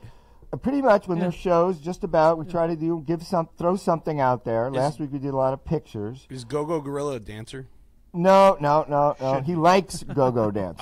He likes nice. go-go dancers. His eyes go kind of sideways. It's like he's sitting. He had a permanent position over here, and the stage was over there. I don't know. It's very good. But he's a new member of the family. Go-go Seems Gorilla. sketchy. He was in the movie earlier today. Yeah, we love making movies. We make a lot of monkey movies. There's a full-length movie on our page where the bass monkey and the drum monkey plot to kill the main monkey. Whoa. But they're always thwarted. There'll be a sequel to that. Can you do a reality monkey show? Oh, I'd love to do a reality monkey show. Yeah. How funny would that be, right? Right. We would show a lot of realities. People get very real when they're in a room full of monkeys, I'll tell you what. Like a barrel of monkeys, right? It's like a barrel of monkeys, but bigger. Right. It's, Big reality like show. Yeah, there you go. shipping crate Oh, it's a shipping crate. full of monkeys. That's how fun it is. Okay. Yes. Monkeys tell it like it is. Jay Stevens, he wants Pete to spank the monkey. But completely unrelated to the monkey. That's not going to be happening, dude. All right. Hey, don't mess with Monkey Stu. He's small, but he's mighty. Is he? Mighty. Well, he's Yes. got beer muscles. He does. Yeah. He does. I've got beard Mighty, muscles. Mighty Stew, huh? And then Lucky who else Stew. do we got? Who else did you bring with us? You got. Well, we got the. This is the sock monkey pop-up guy here. Oh, Okay. his hat is loose here. He's with us today. Monkey in the There's box. a monkey in the box. Monkey in the box. Oh, just I can't touch that one either. But anyway, there's the monkey in the box. There he is. Does he actually pop up? sits next to our tip jar. If you see the tip jar and you come to the show, you put money in that, right? Yes, you put money in the tip jar, for goodness sakes. Oh, my hat is all messed up. My head is all messed up. I live inside a box. It's a tough world, Z. It's a tough world to being a sock monkey that lives in the box. Well- And everybody, when you pop out, everybody says, "Where's Jack?" And I always say, "Well, I'll show you where Jack is." Hey, easy now. All right. Anyway, it's not easy living in a box. That's all I'm saying. He's a mouthy one, huh? Yeah. Well, at least he keeps an eye on the tip They travel around jar. in bags in the back of the car a lot, so it's cold. You ever Right. find a banana in the tip jar? Yes. People bring us a lot of strange monkey things. I got a monkey phone cover. I got not this T-shirt, but I have many monkey T-shirts. Bruce Clayton has actually brought me two of my favorite. Well, probably Max. Max probably made him bring them. Max Clayton. He's a dog monkey. But anyway, people bring us all kinds of strange monkey things and stuffed monkeys. If you come to the show, there's like hundreds of stuffed monkeys on the stage. And I wasn't kidding. There are actual monkey wranglers that handle the stuffed monkeys. But people shouldn't handle them. We had an incident the last time we were at Lucan's with someone trying to hijack a monkey. Really? Oh, not happening. Only touch your own monkey. That exactly right. Yes. What happened, baby? Did your monkey die? Oh my goodness! You know what I'm saying? Don't run around touching other people's monkeys. No, never touch other people's monkeys. That's a rule. That's totally a rule. That's a good rule to Yes, live by. Very good rule. Absolutely. Yeah. Have a banana and don't touch anybody else's monkey. I feel like Monkey in the Box sees a lot of action sitting in front of the tip jar, though. Oh yeah. He meets all the the players. The players. The players. You know the dudes that you want to chill with and the ladies you want to hang out with. You know what I'm saying? We're kind of upset sometimes. Monkey Stu and Myron, they get to the girls by the end of the thing. We usually just get some bananas. Okay. That's about it. That's it. But, it's all still about the fun. banana. We still love it. We know one day Myron promises a big payoff, so we're just waiting for that day. We've been waiting a while, but it's all right. What does Myron have to say about that? Is he Let's see what he has to say about that. Let's see what he has to say. Get the lube. We've got big plans this year for Mr. Monkey. We're going to be taking over this, the Boneyard in the summer, and then the Rochester Dinosaur Barbecue will be taking over Thursday night there once again, and lots of weekend performances with the new Singer Monkey. We're going to make an incredible inroads. Yeah, but what about the capital? What about the money? Don't worry, it's all about experience. Oh man, let me tell you that. Hey, this will be good for you, man. It'll be a good experience. That always means you're not getting paid. Right. That always means you're not getting paid. We get paid, but we're going to have a financial meeting, Myron. Oh, just don't worry about it, Main Monkey. Everything will be just fine. He says that a lot. Yeah, I feel like, you got to keep your eye on him, I think. Yeah. I think you should keep your eye on him. He could be a shady one, that's for sure. You know what it is, Z. It's all about chicks, bananas, and money. That's what it's all about. Let me tell you, chicks, bananas, and money. And I think in that order, yes. Chicks, bananas, and money. Wasn't that a Warren Zevon song? That's actually going to be our Fuck monkeys, t-shirt. get bananas. Mr. Monkey, chicks, bananas, and money. That's the new t-shirt coming up. That's coming soon. Which monkey sees the most ass, actually? Who's really well with the ladies? Who does good with the ladies? It's probably the drum monkey. He's sly, he's quiet, he's subtle. He sweeps up after we pay him a little extra, and he sweeps the stage after we're done. All the and we banana yell at him peels. if he misses a spot. We do. It's true. But yeah, he's he's angling. Yeah. He's out there angling, constantly angling. Got any orangutans? We had an orangutan band come. The orangutans. They came last summer and they played in the Boneyard. True story. Last night, several different entire monkey bands came to our monkey jam. The Cocktail Monkeys, actual monkey band. The Moondog Howler Monkeys, another monkey band. They were at the jam. It was incredible. It was a night of many monkeys. Exactly, that's what Myron called it. The Night of Many Monkeys. Don't you like it? It has a nice ring to it, doesn't it? Oh, I love it. The Night of Many Monkeys. I feel like the monkeys are going to take over. Do monkeys? Well, it is going to be the Planet of the Monkeys, but it's going to be less terrifying than that other film. You know what I'm saying? And the chick monkeys are hotter. Chick monkey. Oh yeah? Yeah. They look like regular chicks, just with girl monkey head masks on. I know Chicken is into that. So I'm into that. Yeah. I think everybody else will get used to it. I think Chicken needs to find himself a nice girl monkey. It does. Yeah, find a nice girl monkey, Yeah. settle down, grow some bananas. You know what I'm saying? It'd be Have some little monkeys. A hybrid chicken monkey. Chicken monkey. Chicken monkey. A chicken monkey. Chicken monkey. A chicken monkey baby. Oh, I think you'll need a manager if there's a chicken monkey. Yeah, we'll have to talk after the show, Chicken. Yes. Myron is well connected. Is I he well see connected? that. Oh, very I well see connected. Very well connected. I've got friends in Vegas that place bets. I mean, that get gigs and work and place bets. No. Is that what you're doing with the? We're gonna talk. I think he's been gambling, Z. It sounds like it. He's gambling. He's shady. No, it's not gambling. It's a calculated risk. Calculated risk, indeed. Jay Stevens wants to know if you got any used sock monkeys available, and he's paying a premium if you do. No, dude, I think Myron is thinking about what he would charge right now. Well done, Jay. Tell him, Z, that we'll get back to him. We haven't really considered that before, but if we could make some money, that would get us some chicks and then some bananas. We're in. Yes, use sock monkeys. Oh, yeah, we have many. We have the whole bags full. Goodness gracious. What would you pay? Oh, my goodness. Well, this is terrible. Things are just crumbling here. Yeah. Monkeys get out of control, man. It's crumbling. You guys are hard to handle. Oh, my goodness. Listen, don't forget out there, all you crazy people.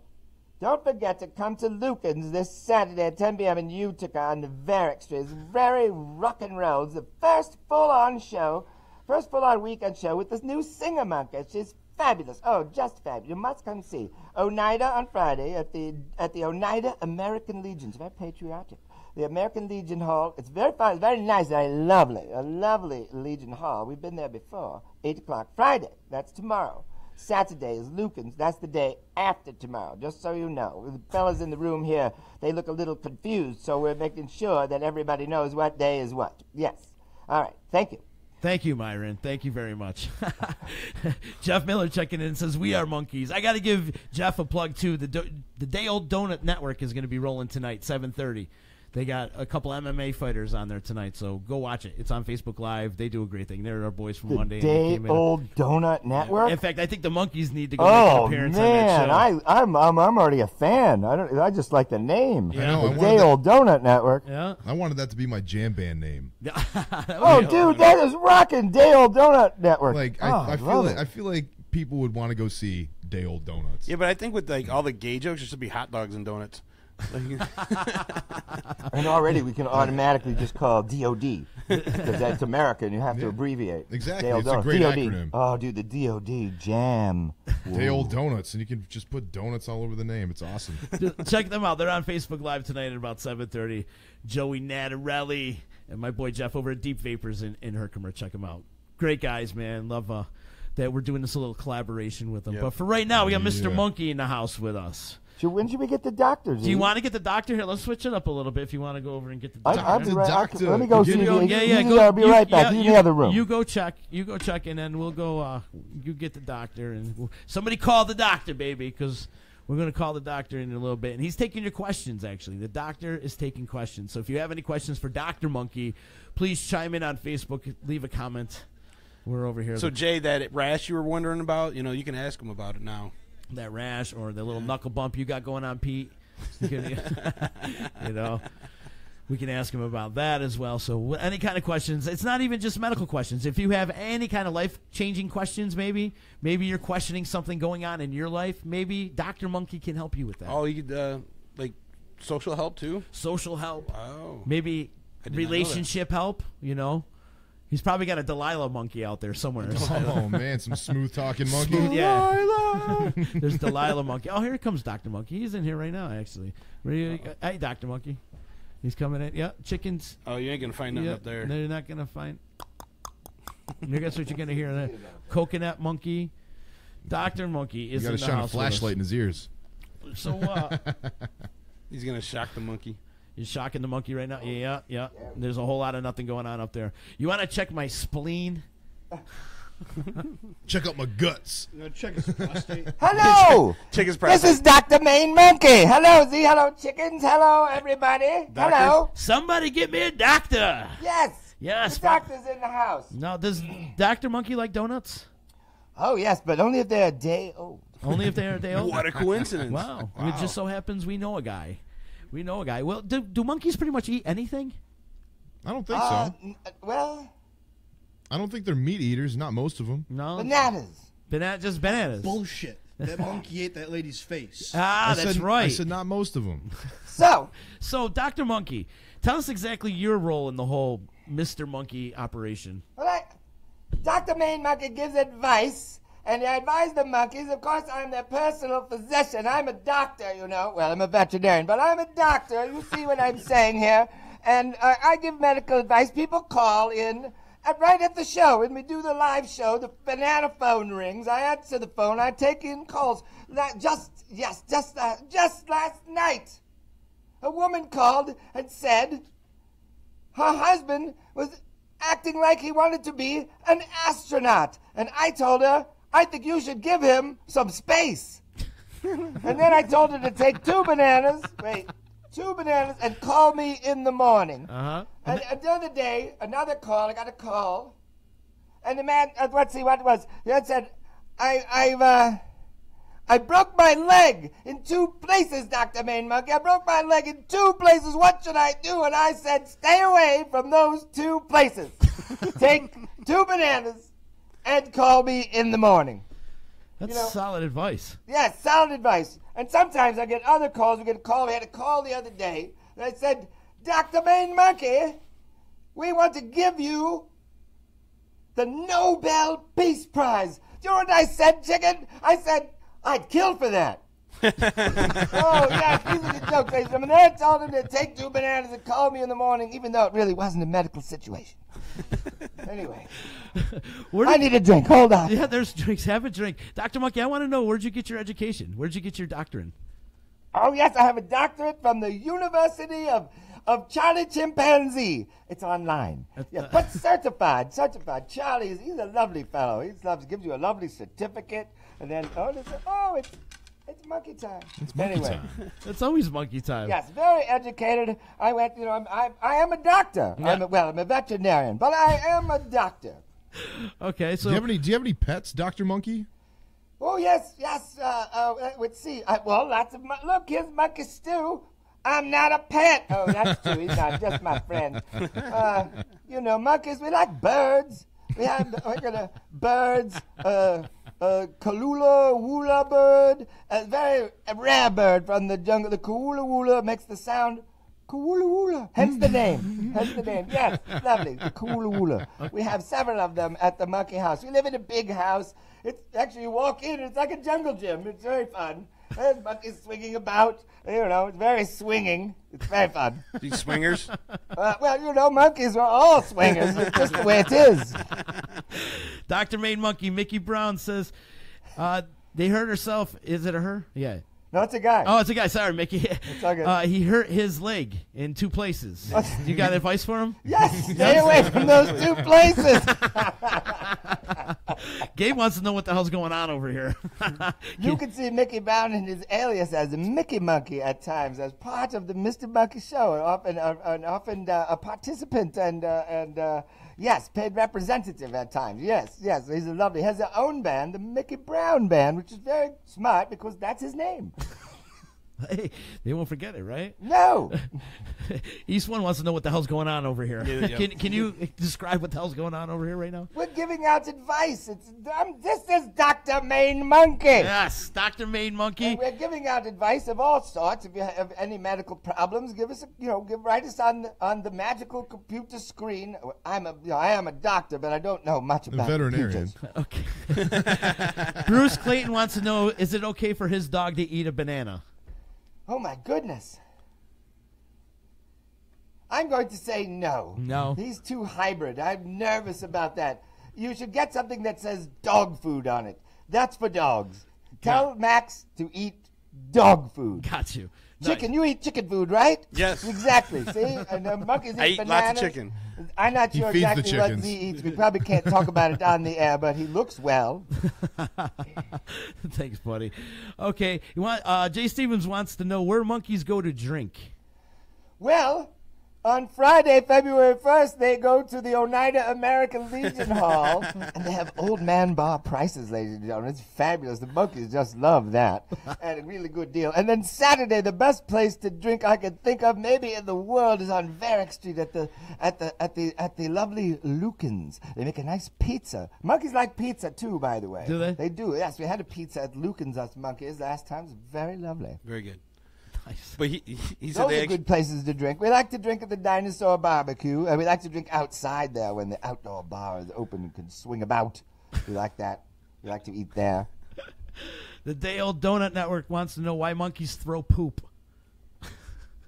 Wouldn't you if you could? Well, no. It's more of a no, could. maybe not. I don't know. It's sort of a statement. A bit messy. I suppose. We're very open-minded, but we are very statement-oriented. So if we're throwing poop at you, we're telling you something. Yeah, it's a statement, huh? Oh yes. I feel like monkeys masturbate a lot too, right? Oh, constantly. Whoops. Don't worry, so do chickens. No. No. Didn't mean. Just kidding. Knee-jerk reaction. Jerk reaction. Whoa, sorry. So monkeys don't drink at monkey bar. I see what he's saying. Hey, where do monkeys go to drink? they hang out at monkey bars. monkey They bars. want to hang out. Oh, monkey bars. Oh, that's good. Yeah. That's right. That's where they hang out. See? When sometimes the monkey jokes go right by a monkey. You know what I'm saying? Right. It's hard for you to catch on. Yes. You know, or swing on. Yeah, true. Monkey bars. That was really good. Whoever sent that in, we're going to use that in the show. All right. Yeah, there's going to be a monkey bars thing. It's coming soon to a theater near you. to a bar boneyard near you, huh? To the boneyard. Into the boneyard.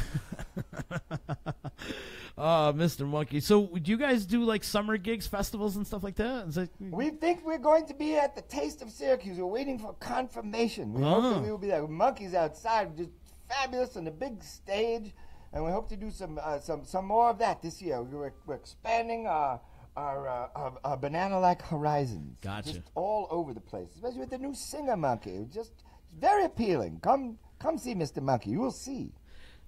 All right, I got one for you, Dr. Monkey. What's that, Z? Do you like nooks or crannies? Oh, my What do you like better? Hmm. Nooks or crannies? I mean, everyone likes a nice nook, Yeah. but a cranny. I'll go with cranny. You're going to go with a cranny? Yes. And I asked the other monkey earlier, your manager monkey, who's a little bit shady, Myron. Is that Yes. correct? Myron? Yes. I asked him, what does he prefer, shady or sketchy? How about you?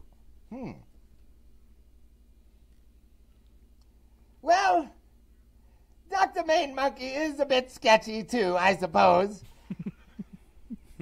Myron helped me get my license, I should say. Uh-huh. Yes. Not my medical license, just my regular license. You know what I'm saying? Like dogs, you have to license your monkey. It's illegal to own real monkeys, though, isn't it? In New York State? I've always wanted one. My friend owned a gibbon illegally in Los Angeles. It treed their mailman. A gibbon? Yes, a gibbon monkey. A gibbon monkey. Very powerful. Not that big, but very powerful. Treed the postman. Wouldn't let him down. They bought him from an illegal dude. They went to his house. He had a lion in the bathroom one day. Full size. Somebody was coming to buy it. Cooney wants to know crunchy or creamy. Who wants to know that? Cooney. Cooney wants to know crunchy or creamy. Oh, Yeah. creamy. Creamy? every time, All all day day? long. You don't like the All day crunch? long. Same. Yeah? Creamy. I'm a crunchy guy. I like the crunchy, too. Monkeys got to love peanut butter, though, right? Oh, yeah. Probably like Actually, Elvis, too. Several Dogs. people last summer hurled peanuts at us. At first, we thought it was not good, but then we realized they were peanuts, and that was fabulous. Robbie Be Danger. pelted with peanuts. Robbie Danger's funny. He goes, hey, look, 4 talking monkeys. That's true. Jay Stevens is saying spider monkeys, that's where it's at. They never stop. Oh, and They the never stop. spider monkey. They never stop fucking. Spider No, monkey. it's the bonobo oh, you're monkeys. my little spider monkey. The spider monkey's a sex position. Ah, is it? Yeah. Chicken knows all. They always Bang Bus. If you ever seen Bang Bus, they always go for the spider monkey. What? Oh, yeah? What's that? Now, which one's the spider monkey? It's like she's on bottom, he's on top, and he's like gotta go straight That's down. a sexy monkey. That's what it is. It's hard to explain. You gotta like Isn't that like a pile drive? it's kind of like like he's on top, like has I'm to looking point for the a shit spider downward. monkey. Yeah. Do his balls go in the butt? Well, kind of like That's called a fat mandry. well. That's hilarious. See, do you have a question, these fellas? A source of their knowledge? Well, you know, somebody wants to see the monkey fuck a football. It's gotta be How Stevens much again does too. that pay? How much does he get paid? How much would a job like that pay? Oh. How much you willing to pay? Somebody wants to know where's Joe. Who's Joe? Uh-oh. Do we got Joe Monkey? Joe Monkey. I was going to say Joe Monkey. Joe Monkey? Joe Monkey. Mighty Joe Young? I don't know. Mighty Joe. Do you have a Joe Monkey? We could. I mean, you're in Utica. There's got to be a Thought Joe Joe's Monkey. the coconut. I mean, Joe Sweet is sort of like, he could be Joe Monkey. There you go. You know, I wonder if he's out there. Are you out there in listening land, Joe? Joe Sweet Monkey? He will be. Where's the Joe's Pizza? There you go. Yeah. There you go. You know, we're talking about there's a few people out there that are musicians growing up right now in the local scene that kind of look like Joe Sweet right now. We're trying to start an all Joe Sweet lookalike band. Oh. Wouldn't that be great? Ooh, that would be fabulous. Yeah, maybe we can I get the could be monkeys their in there. doctor. Keep them all healthy and looking just like Joe Sweet. Yes. That would be sweet. Joe Monkey. I feel like Joe Monkey Let's should start a Facebook page and not tell them. Does Dr. Monkey? Do you have a Facebook page? No, you can see me frequently on the Mr. Monkey page. I often make the films. I made several this week, couple of this week, with giving a little bit of advice. I have a lot. Oftentimes, I have patients in my office. You have to see them. I have some patients. It's a private practice. I am a doctor, well, a veterinarian. But anyway, yes, it's very fun. I have a lovely office. You're a fabulous nurse, Monkey. Oh, goodness gracious. There are benefits to being the doctor, you know, having the head nurse, you know what I'm saying. Yeah. What's the best advice somebody gave you, Dr. Monkey? Take 2 bananas and call me in the morning. That's probably the best advice, because I turned it right around and I give it to all my friends. Think of the potassium levels, people. The potassium levels alone. Yeah, exactly. It's good for you. Peak potassium levels. Peak potassium. Peak potassium levels. Mm-hmm. Take 2 of these and call me in the morning. Absolutely. Have you seen the banana art that people are doing? Like they peel the banana back and then they start sculpting the banana to look like a rose or something. The head from Alien with the other thing coming out of its head. Or Chicken, have you heard of this banana sculpting? No, I have not. Oh my goodness. This is new to me. The doctor needs to know more. Send us photos, people. We should have a banana sculpting competition. I feel like you guys should be sponsored by Fruit of the Looms. Oh, I know. Or Dole. Or Dole, right? Yes. Oh, we both maybe. I hadn't thought about Fruit of the Loom. Goodness gracious. They could pay us to do advertising. Chiquita Banana? Chiquita. Do you cover that song, the Chiquita Chiquita Banana, and I'm here to say... No, we don't do that. No, you don't do that. No. But I'd like to meet her, though. Yeah. The Monkeys need to go on the Day Old Donut show. Oh, they do. yes. I think that needs to happen. Monkeys and Day Old Donuts go together like monkeys and Day Old Donuts. Yes. Yes, they do. Indeed. Indeed, my friend. Indeed. This has been a great time just monkeying around. Yeah. Yes, thank you very much for letting us come here and monkey about. Yeah. And hype up the shows. Do come Friday, February 1st. That's tomorrow, ladies and gentlemen, boys and girls, to the Oneida American Legion Hall. Conveniently located in Oneida. Wow. It is. It's Go right figure. there. And then 8 o'clock. Wait, we're right going to in have a Oneida jam, itself? and the monkeys are going to rock and roll. It's going to be fabulous. And then Saturday, the big night, Date Night USA. At Lucan's on Varick Street, 10 o'clock, Mr. Monkey, the full-on rock and roll show, the new singer Monkey. Oh, you must be there. That's exciting. Take 2 bananas and call me in the morning. Works every time, huh? Yes. Yes. And somebody told you that, and then you keep carrying it on. The monkeys just, we're entertainers. If the drum monkey were here, he would tell you that. We're entertainers. Oh, the sock monkey of love. Oh. And that's what it's all about. We love the rock and roll music, ladies and gentlemen. Oh, yes. So come and rock and roll with us. And God bless everyone here. Where did that come from? Oh, it's the love monkey. Okay. the sock monkey of love. That sounds kind of dirty. Is the sock monkey of love related to Chucky Love? Oh my goodness gracious. I hope not. Give love a bad name. Yeah. We love Chucky Love. Oh, Hello, absolutely. if you're out there, Chucky Absolutely. Love. Anyone who knows Chucky Love. We all love He Chucky. is all about love. He has no choice. What kind of monkey would he be? Oh. Chunky monkey. Well, I don't know about that, but organizational monkey. Dirty pirate monkey. He's a fabulous organizer. This has been a monkey good time right now. Absolutely. I'm Thank you telling very you, much this for is- having Mr. Monkey and Dr. Main Monkey here on the air. I feel like we need to make Dr. Main Monkey a regular segment on Oh, EC that Radio. would be fabulous. Please, and then people could write questions in advance. We could stockpile them. We would love that. Yes. We'd love to. And we'll be back in April. We'll be back in the Utica area. Oh, okay. Okay, you'll come back on here too? Oh, of course. Oh, We would love it. please, please, please. I think that would be great. We got to make sure we keep that. We're here to help everyone rock and roll. Yes, and then hopefully next time you guys come in, you can maybe perform here. Oh, absolutely. The monkeys were all scattered this week. It was very difficult to gather all the monkeys. Is Planet of the Apes your favorite movie?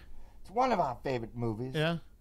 The original or the remake? Oh, goodness gracious, that horrifying first version of the remake. One of the most hideous experiences in a theater I've ever had. We like the original. Do you like Mark Wahlberg? Not in that film. No. I have met his younger, very less known Wahlberg brother several times at a horror convention. It's a long story. And they have a hamburger show. Did you know Clyde from, was it Any Which Way But Loose? Bustin' Loose. Oh, he's a legend. A legend, Clyde is. Yeah? Oh, my God. Mr. Monkey, this has been fun, man. Well, thank you very much. Thank you for coming in, and I want to thank all the other monkeys for coming in and hanging out with us today. This has Thank you very much, Z. Yes, thank you, Z. Wait, which one's the drunk monkey again? What's his name? No, this is Monkey Stew. Monkey Stew. After the show, me and Chicken, we're going to get wasted. Yeah. Let's do it. Monkey Stew, we got some Tullamore Dew for you. So, oh, we got some I like it. Lovely partying gifts If for you in the back. there's booze in it, Monkey Stew likes it. Monkey Stew. Monkey Stew. Well, I don't know what to say anymore. A lot of monkeys. Take 2 of these and call them in the morning. Yes, indeed. Thank you very much. Thank you so much. Let's take a break. We'll be right back at EC Radio. Bye. The EC Radio Podcast. We would like to thank all of our sponsors for joining the Disruption team, and we hope that you'll support all of our sponsors. And of course, we appreciate you listening to this program.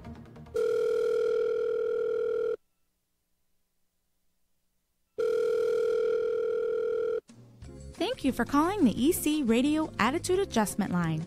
Press 1 if you need a good slap in the mouth. Press 2 if you need a stern verbal lashing. Press 3 if you need a timeout. Press 4 to respond to the voices in your head. Press 5 if you need to talk to your mom. And if this is an actual emergency, please hang up and call someone who gives a shit. All right, listen closely. I'm not going to beat around the bush. Your little body's changing. It's all good, believe me. Problem now is, every time we jerk the gherkin, we end up with a lot of unwanted sticky white stuff everywhere, right? Right. So, first order of business, no more socks. They're expensive, gumming up the works, plumbing-wise. Now, you might be thinking to yourself, but Uncle Andy, what do I do with all that Pearl Jam if I can't spew it into Mr. Sock? Glad you asked. You can have a lovely time tugging the tiger in the shower each morning. That eliminates the need for a goo glove. But the day is long, masturbation's fun, so unless we want to take 4 or 5 showers every day, we're going to need some other options here. So let's start with the basics. Tissues, perfectly acceptable backstop for all that creamy Italian. They can be rough and dry on such soft, sensitive skin, not to mention they can stick to your dickhead like a fucking Band-Aid. Ouch. From there, we move on to more lubricated flat catchers, specifically bananas. Step 1, peel the banana. Step 2, slip the peel over your Randy Johnson. Start pitching. Now, for extra credit, warm up the peel in the microwave. Not too hot.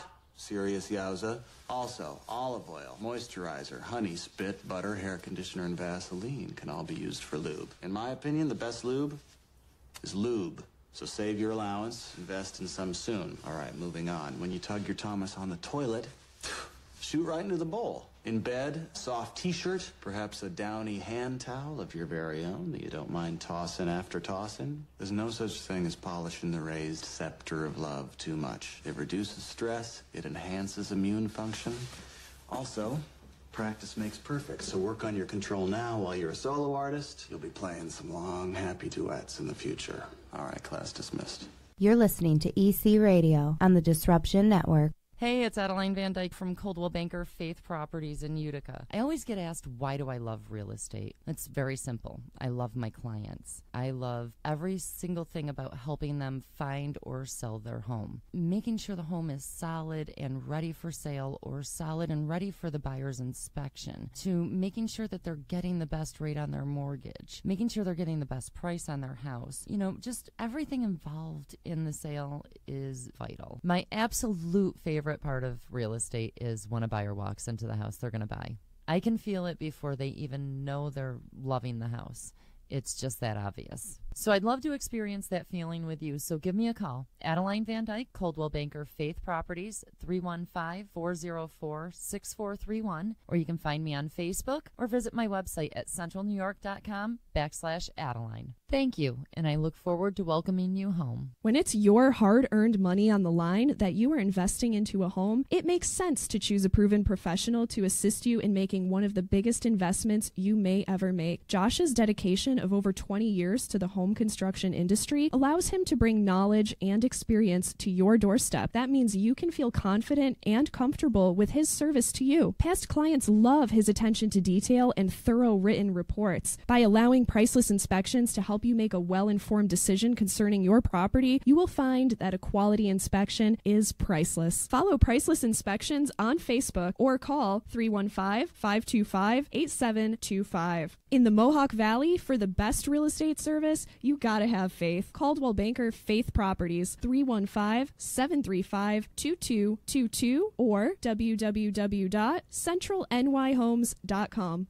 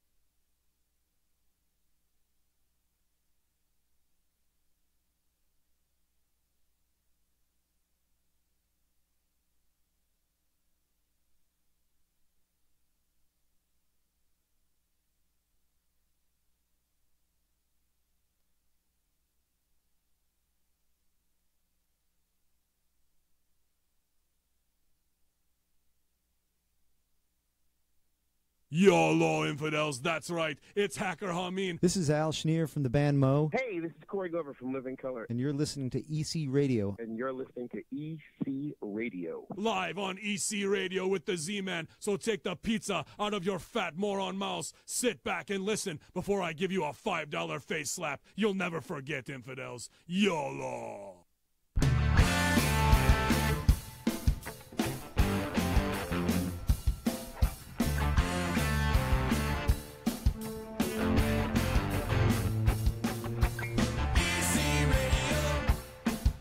Disruption Networks. EC Radio.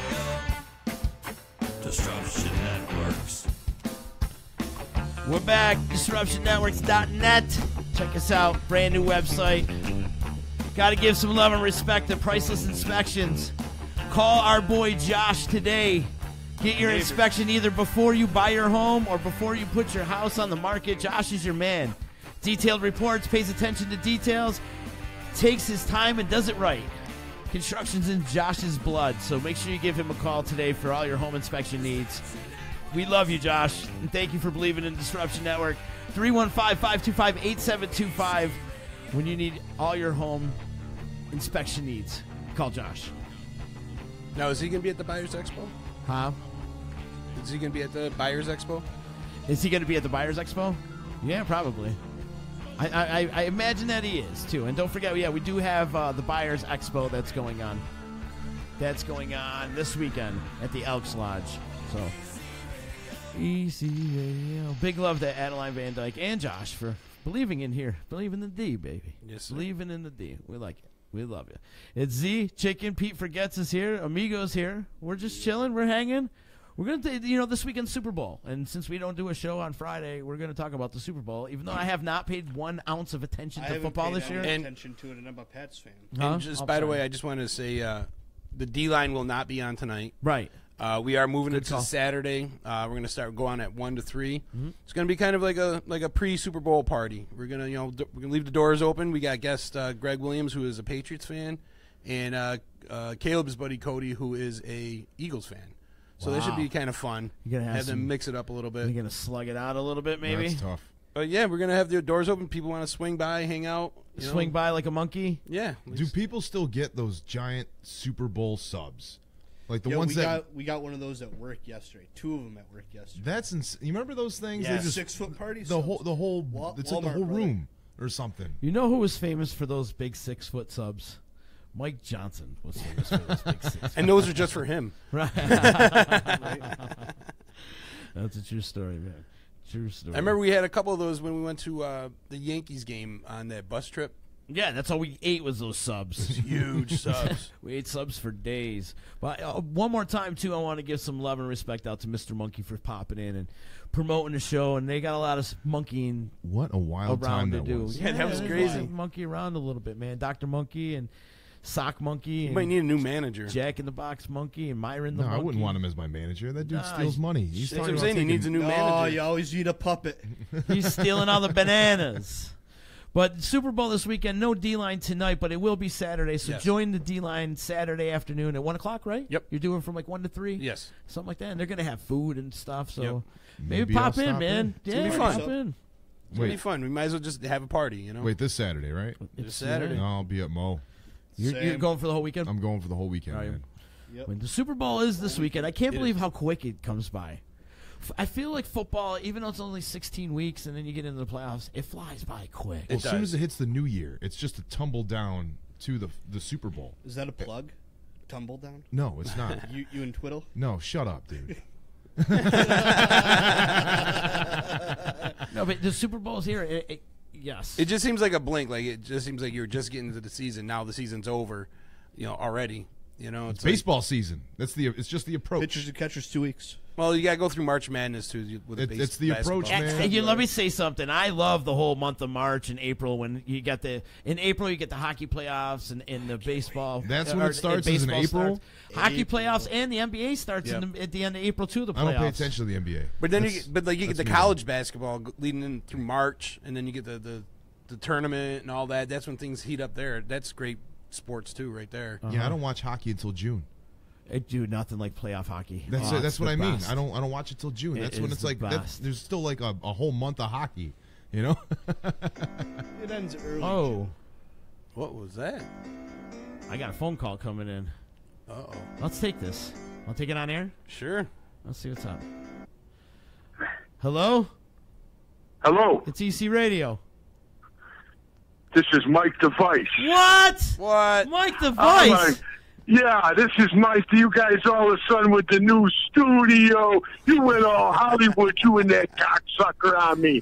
I remember the D when it was nothing, Z-Man. Wait, I gotta play. We got your music for you. Look at this. Oh, now I feel at home. Now I feel at home with the. I feel like that scene in Wally World when they're running for the moose. Man, now I feel good. Mike the Vice, how you been, buddy? What's been going on with you? I miss you. Z, I love you. You know, the Vice, sometimes life gets in the way, but the Vice is back. I see that D, man, you're really moving up. Z, you really are like the new Don Imus. I don't know about all that, bro. I don't know about all that. I miss you. Where's that cocksucker? Did you dump him yet? No, he's still here. Hey, happy New Year, Chicken. Good to see you, buddy. Happy New Year. Chicken still got that dog shit show, the D-backs or the D-line. Yeah, he does. This Saturday, 1 to 3. Beautiful. Z, how's it going, man? It's going good, buddy. It's good. It's good to hear from you. I'm glad you're chiming in. It's we're just talking about the Super Bowl, so it's funny that you called in. Absolutely. This is, if I was going to, if we spoke a couple months ago, I thought the Vikings, I really did think they were going to be the first team to play at home for the Super Bowl. I really did. The Vice loved the Vikes. Yeah, the Vikes and the Vice. That's what I was thinking. But, Z, you know what? As I did a little homework because I knew I was going to do a special call-in today. You did know? I didn't know. As much as I want, the Eagles to dethrone the Patriots, you just can't give that guy 2 weeks. You give Belichick 2 weeks with Nick Foles, I just don't see it. So now that you're making this prediction, I'm betting Philly. That could be, yeah. The Vice, the way the Vice tells on, the Vice is going to be hot next year. You know what I mean? Because I'm going to do everything I did this year, and I'm going to do the opposite. I was hoping to be down in Miami Beach relaxing for the Super Bowl. I'll be lucky if I make it to Watertown. But next year is going to be a new year for the Vice, and we're going to make big money, Z. Well, Vice, before you called, we were talking about March, and March Madness is upon us. If you think about it, in about a month it will be here. Do you get involved with the NCAA tournament at all, or Vice? I think Vice, you there? Uh-oh. Yo. All right. I don't know what the hell happened. You went like Soprano Dark. There you go. Do you watch or get involved with the NCAA tournament at all? It's my favorite time of the year, Vice. When I was a young bachelor with no kids running around, a couple of years, me and the buddies went down to Vegas for the first weekend, and it's just bananas. It's bananas. Absolutely. But, next to the Super Bowl, the amount of wagering done, that first weekend, that first Thursday through Sunday is second to, the Super Bowl and the amount of action. And it's an unbelievable time. Unbelievable time. When we first started going there, MGM was remodeling their sportsbook area. We could watch all the games, bet on the games, and they put in a new feature, and I'm sure they probably still have it, where like at the Carrier Dome, you have the actual individual boxes. You could rent out an individual box that enclosed, circled all the way around the sports book. Have waitresses bring in drinks. Had a guy right there you could bet with. I mean, a degenerate's paradise. Right up I here. can't believe I said all that without a breath. I mean, I'm 240. I mean, I usually got to take a couple of breaths. You're a clean 240, though, Clean, right? yeah, clean 240. One of the cleanest. I got to see a picture of the Chicken. The guy ain't a bad-looking guy. Who, Chicken? Yeah, hey, let me tell you. He ain't a bad. I mean, he's not he's about two and a half. But, he's a clean 2.5. He's lost a lot of weight. He's killing it right now in the gym. You got to see him. 235 now. At the Chicken? Yeah. 235 now. You know what I mean? One of these days, Z, the 40-yard line's right around the corner. Pretty soon I got to do this TB12. I'm looking to get in good shape again. Hey, come down, man. We'll get you know what I mean? You got to do the mud and bar. What's the thoughts with the D-line? Do they like the Patriots? Do they like the Eagles? What's going on in the D? Who do they like? I'm standing alone. Those guys are all going Patriots. I'm going Eagles. Yeah. What is your basis? And again, Chicken, I would love for the Eagles to win. Carson Wentz is playing. The Vice will put his money on it. 2 weeks to prepare for Nick Foles. I think he completely takes him out of the game. Well, here's the thing. Look back at that Miami game when they play Miami against the Dolphins and Miami versus the Patriots. Miami beat the snots out of them. Miami was all over. Was it a Monday night or a Sunday night, if I remember? Yeah, it was like I think it was a night game. They beat I think I had the Patriots. They beat the snots out of the Patriots. They were harassing the hell out of Tom Brady, and I think with Jim Schwartz's defense and with that front he's got there, I think they're going to eat up that New England line, and that's all they got to do is really put a beating on. Well, that's the blueprint. If you can get pressure on Brady with that front four, I mean, you got a good chance. Much like they did with the Giants. When the Giants beat them twice, they had that great defensive line. Absolutely. And here's the other thing I was thinking. A buddy of mine at work, we were talking about it today. If you go through every Super Bowl with the Patriots, I'm talking about the Tom Brady era, I mean, their closest game maybe, or their biggest blowout may have been that Eagles game. I mean, he easily could be 1-6. 2-4. He stole the last 2 years. You lose the 2 Giants ones. You're 3-4 there. So in my mind, could it be they're ready to, like them old-time games when we were kids. Remember when the 49ers killed the Broncos? I think the Giants killed the Broncos one year. Mm-hmm. Could it be a 42-17 kind of game? I was saying that earlier, Vice. And if it is, if it's a blowout, it's from the Eagles blowing out New England. Very well, it could be. With that defense of the Eagles, I don't see them giving up 42. I think that, something like a blowout of that magnitude, but I don't know. I just, again, like I said earlier, I believe in Belichick. I think he's the best mind in the game. I have a hard time thinking Nick Foles can beat him after 2 weeks. It's hard to bet against Brady and Belichick. It really is. But I love this coaching staff. It's hard to bet. We're not talking spreads right now. We're just talking Super Bowl champs, just winning the game. The money line, Straight baby. up. The money line. Right, and the money line right now for we'll get to later is about 2-1. You know what I mean? Because I really believe the number could be tough, but the Vice most likely is going to money line this game. Yeah. You almost. It's a tough call. Like. It's a tough, listen, I hate, as big of an NFL fan as I am watching games, this Eagle team I just can't put my finger on. I like the way this Eagle team's built. I think they're built to, they could spread out offense. They got the wide receivers that they can really throw the ball around, but then they can, play a small, big game. They can, they got LeGarrette Blount. I mean, who could just pound the hell out of you? They got weapons. They got a Jai, they got right. Blount. They got a great tight end. They got speed with Torrey Smith. They got Alshon Jeffrey. I mean, they're loaded on offense. Aguilar. The other thing that bothers me a little bit is, Doug Peterson, he was kind of a surprise hire there. Never really called plays, I don't think, at Kansas City when he was with Andy Reid. But nobody talks about it. I mean, what a great job they did from – people forget just 3-4 years ago what Chip Kelly did to that team. Well, and look at he had Frank Reich as his offense coordinator. Jim Schwartz as his defensive coordinator. You got Deuce Staley as his running back coaches. I mean, who's rumored to be a new coordinator. Yeah, you're right. They got some great coaches there, and they're very out of the box too. Coordinator? It's not Maury. Who is it? For what? For Philly. Who's their offensive coordinator? Frank Reich. Oh, that's right. I forgot. Oh, yeah, Frank Reich from San Diego. That's right. He was with San Diego. So that's what I'm trying to say. I'm surprised you do. All these coach of the year things. Obviously the guy in St. Louis in L.A. is going to win it. But, Peterson, what a job he's done. Great job. Amazing job with that team.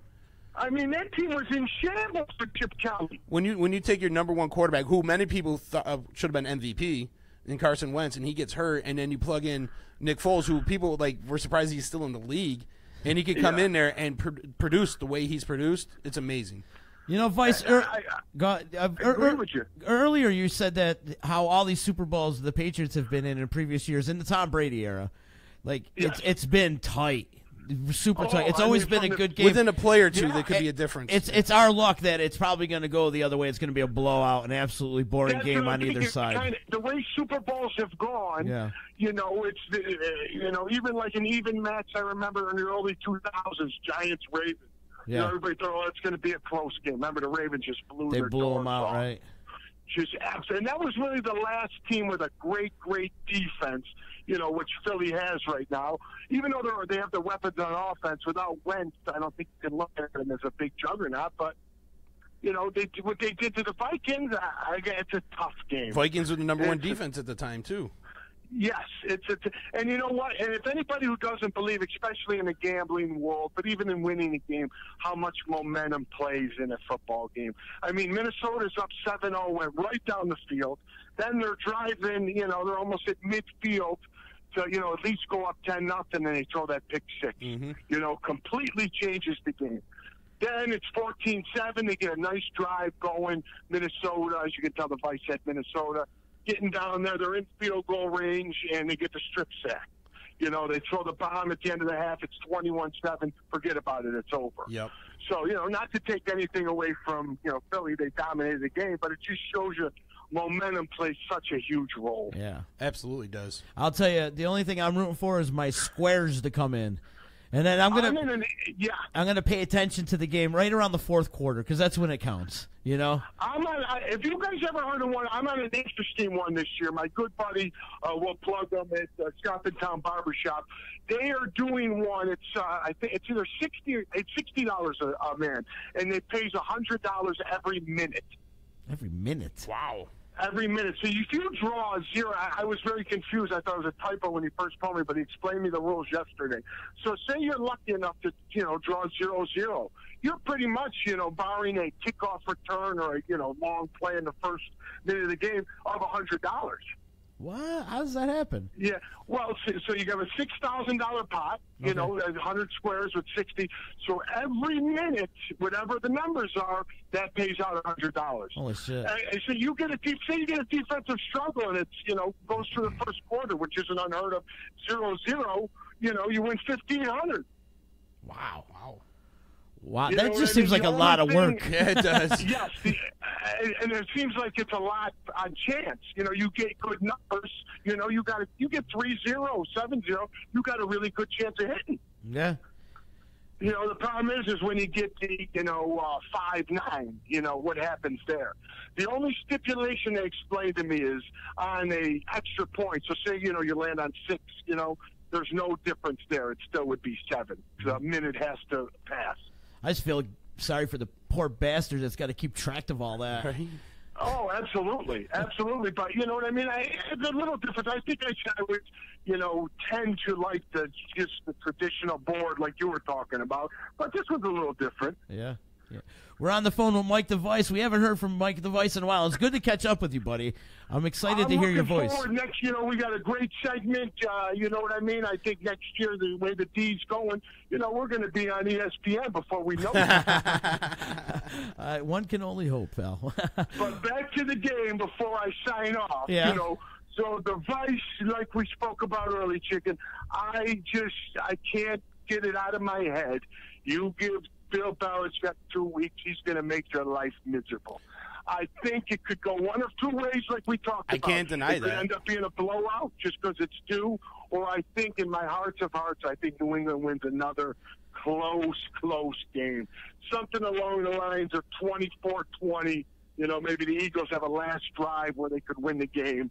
But I really think that, you know, as a gambling technique, I think the money line with the Pats is your best play. Are you laying 2-1? Yes. But you know, the Vice does not like to bet games where the line is over 3. Yeah. If it's a close game, it's the Pats game. Yeah. You know, if it's a close game. It's experience plays, yeah, absolutely. Yeah. But, you know, you guys made a good point.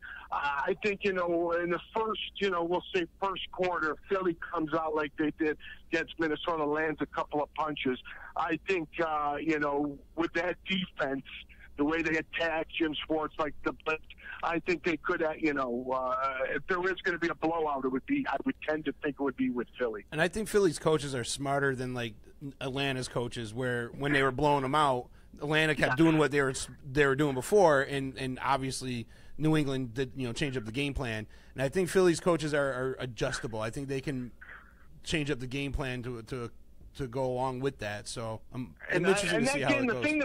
The thing that nobody brings up from last year is, you know, like we talked about, momentum played huge thing last year. But I think Atlanta, you know, watching previous Super Bowls and that Patriot mystique, I think one of the reasons why he was so aggressive, play calling almost to the point where he was dumb, Shanahan, was he figured he had to beat them. You know, you had to score. You had to keep scoring. When in reality, all they had to do was kind of milk the clock. Run the they ball. They had the game in hand. Yep. You got 2 stud running backs. Run the ball. Patriot way kind of gets that thing in your head, and you try to go for the throat, and you never think that they're going to get that sack. After Julio Jones, remember, he makes that great catch. You think you're at least in field goal range to put the game on 11. Yep. You know what I mean? It's just Absolutely. everything had to go right for, people forget they had to get 2 2-point conversions last year. And I think that's where that happens. I think that Belichick and Brady get in your head, and then when things starts happening, they change up their game plan, and then people don't know how to readjust. And that's exactly what they did to Blake Bortles. And it's amazing just mentally what happens when there's a way to get that tie. What I mean by they were down. You could be down 16, but 2 touchdowns. It's a 2-possession game, not a 3-possession game. Yeah. You get that first touchdown, you think, okay, we're on our way. Like they did last year. You get them backpedaling. They're like, oh shit, like okay, like they keep it on them before they can readjust. Yeah. Everybody forgets everything had to go, right that last quarter. Got to get 2 2-point conversions. Then you win the coin toss, and with all the momentum, you can go right down the field and win the game. That was insane. We will soon see, though. We will definitely find out on Sunday who becomes the champion. Absolutely, but Who's the halftime you know, show? Justin Timberlake. Oh, yeah? Huh. That'll be all right. Who's doing an anthem? You can do. Now, before I sign out to you, what'd you think of the Grammys? I thought the Grammys were absolutely dog shit. I didn't watch them. I can't say, I get up early. I can't say I watched the whole show, but, the next day kind of DVR'd it. Man, music really went to shit, G. Yeah, 100%. We were talking about that in the first half of the show. It's like, it's gone.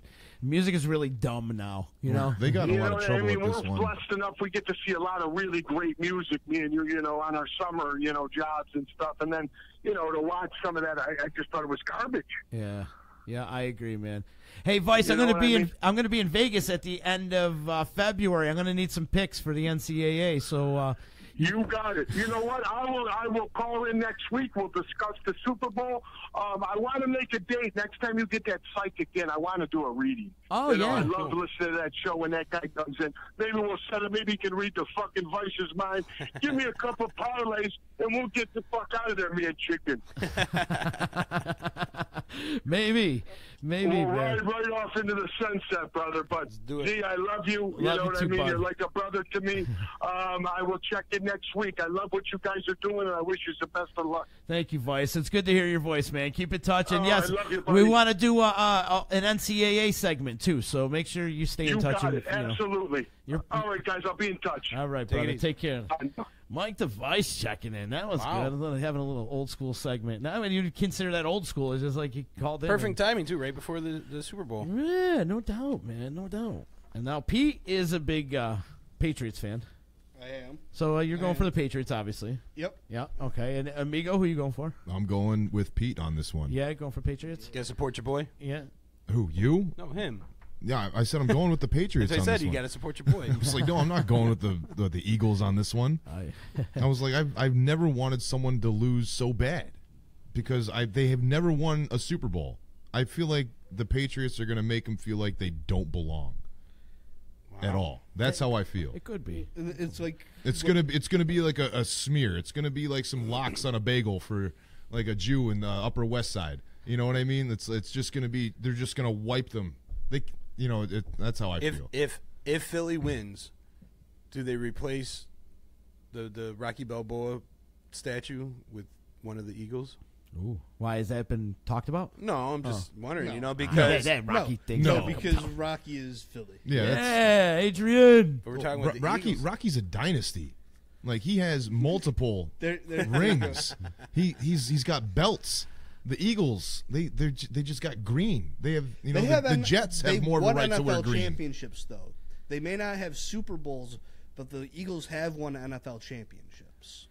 So Can't say that they haven't won it. Yeah, nobody's seen it in our time.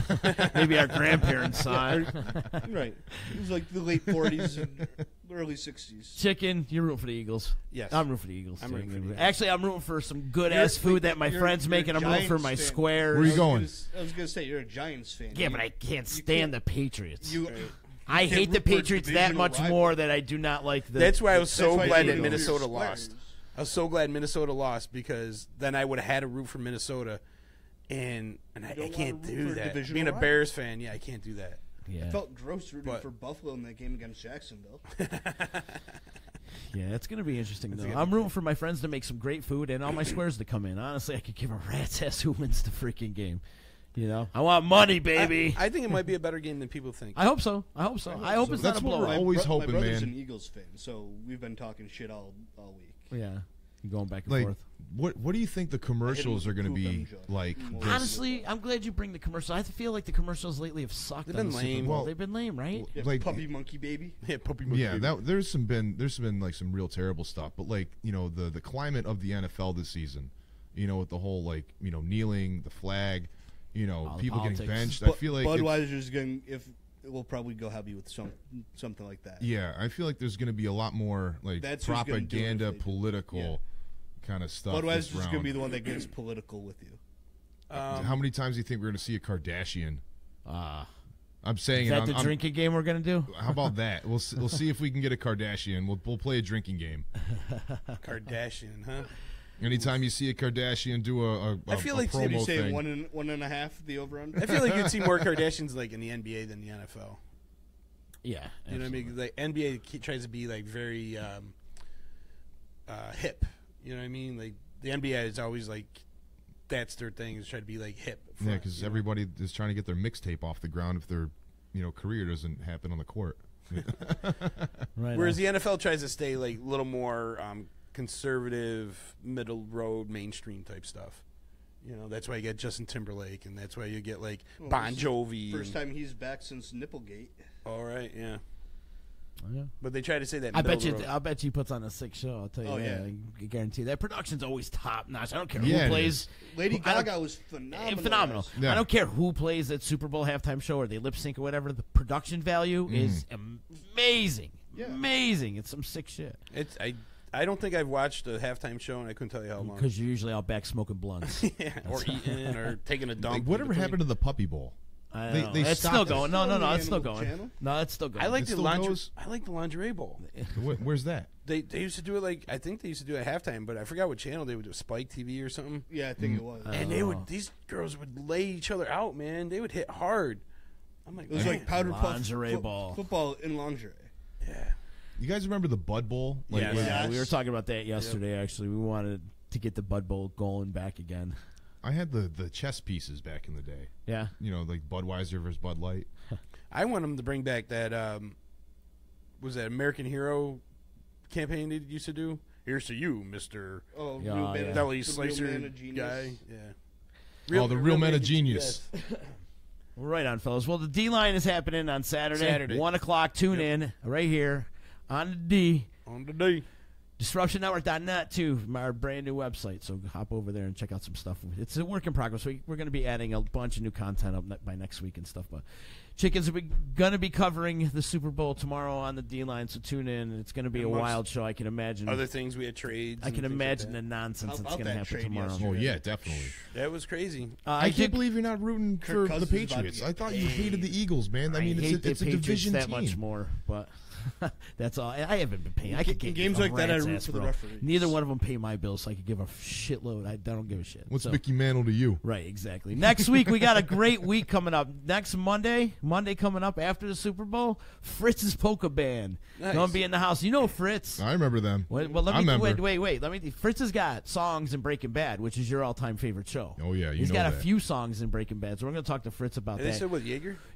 No, and now they're with Cold Cock Whiskey. Oh, nice. It's the hardest drinking polka band you will ever see, man.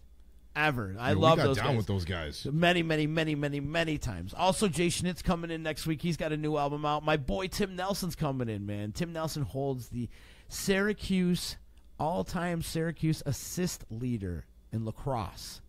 You know how prestigious lacrosse is in Syracuse, right? Syracuse lacrosse My man, is bigger than is better than more Syracuse championships, basketball more championships when than you come any down of them. to the end of the day. He'll be in here next week, and also big show. We're doing a special Friday show next week.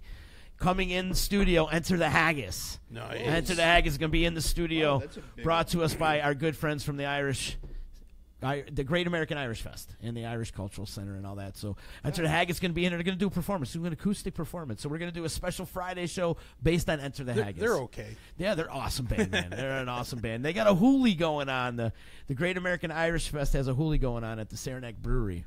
And they're coming in to play. So I was like, come on, bring them on the show. And they're old chums. So we're going to jam out with Enter the Haggis. So looking forward to that. If I could get everybody to share this video today, please do that.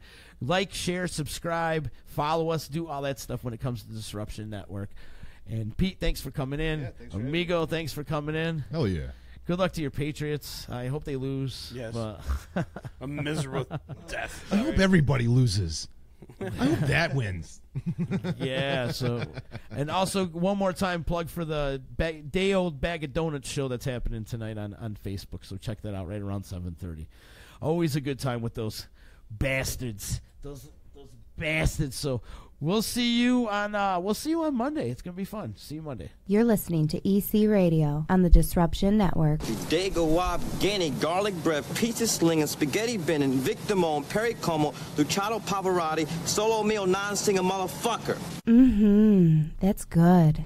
EC Radio. Hey, it's Adeline Van Dyke from Coldwell Banker Faith Properties in Utica. I always get asked, why do I love real estate? It's very simple. I love my clients. I love every single thing about helping them find or sell their home. Making sure the home is solid and ready for sale, or solid and ready for the buyer's inspection, to making sure that they're getting the best rate on their mortgage, making sure they're getting the best price on their house. You know, just everything involved in the sale is vital. My absolute favorite part of real estate is when a buyer walks into the house they're going to buy.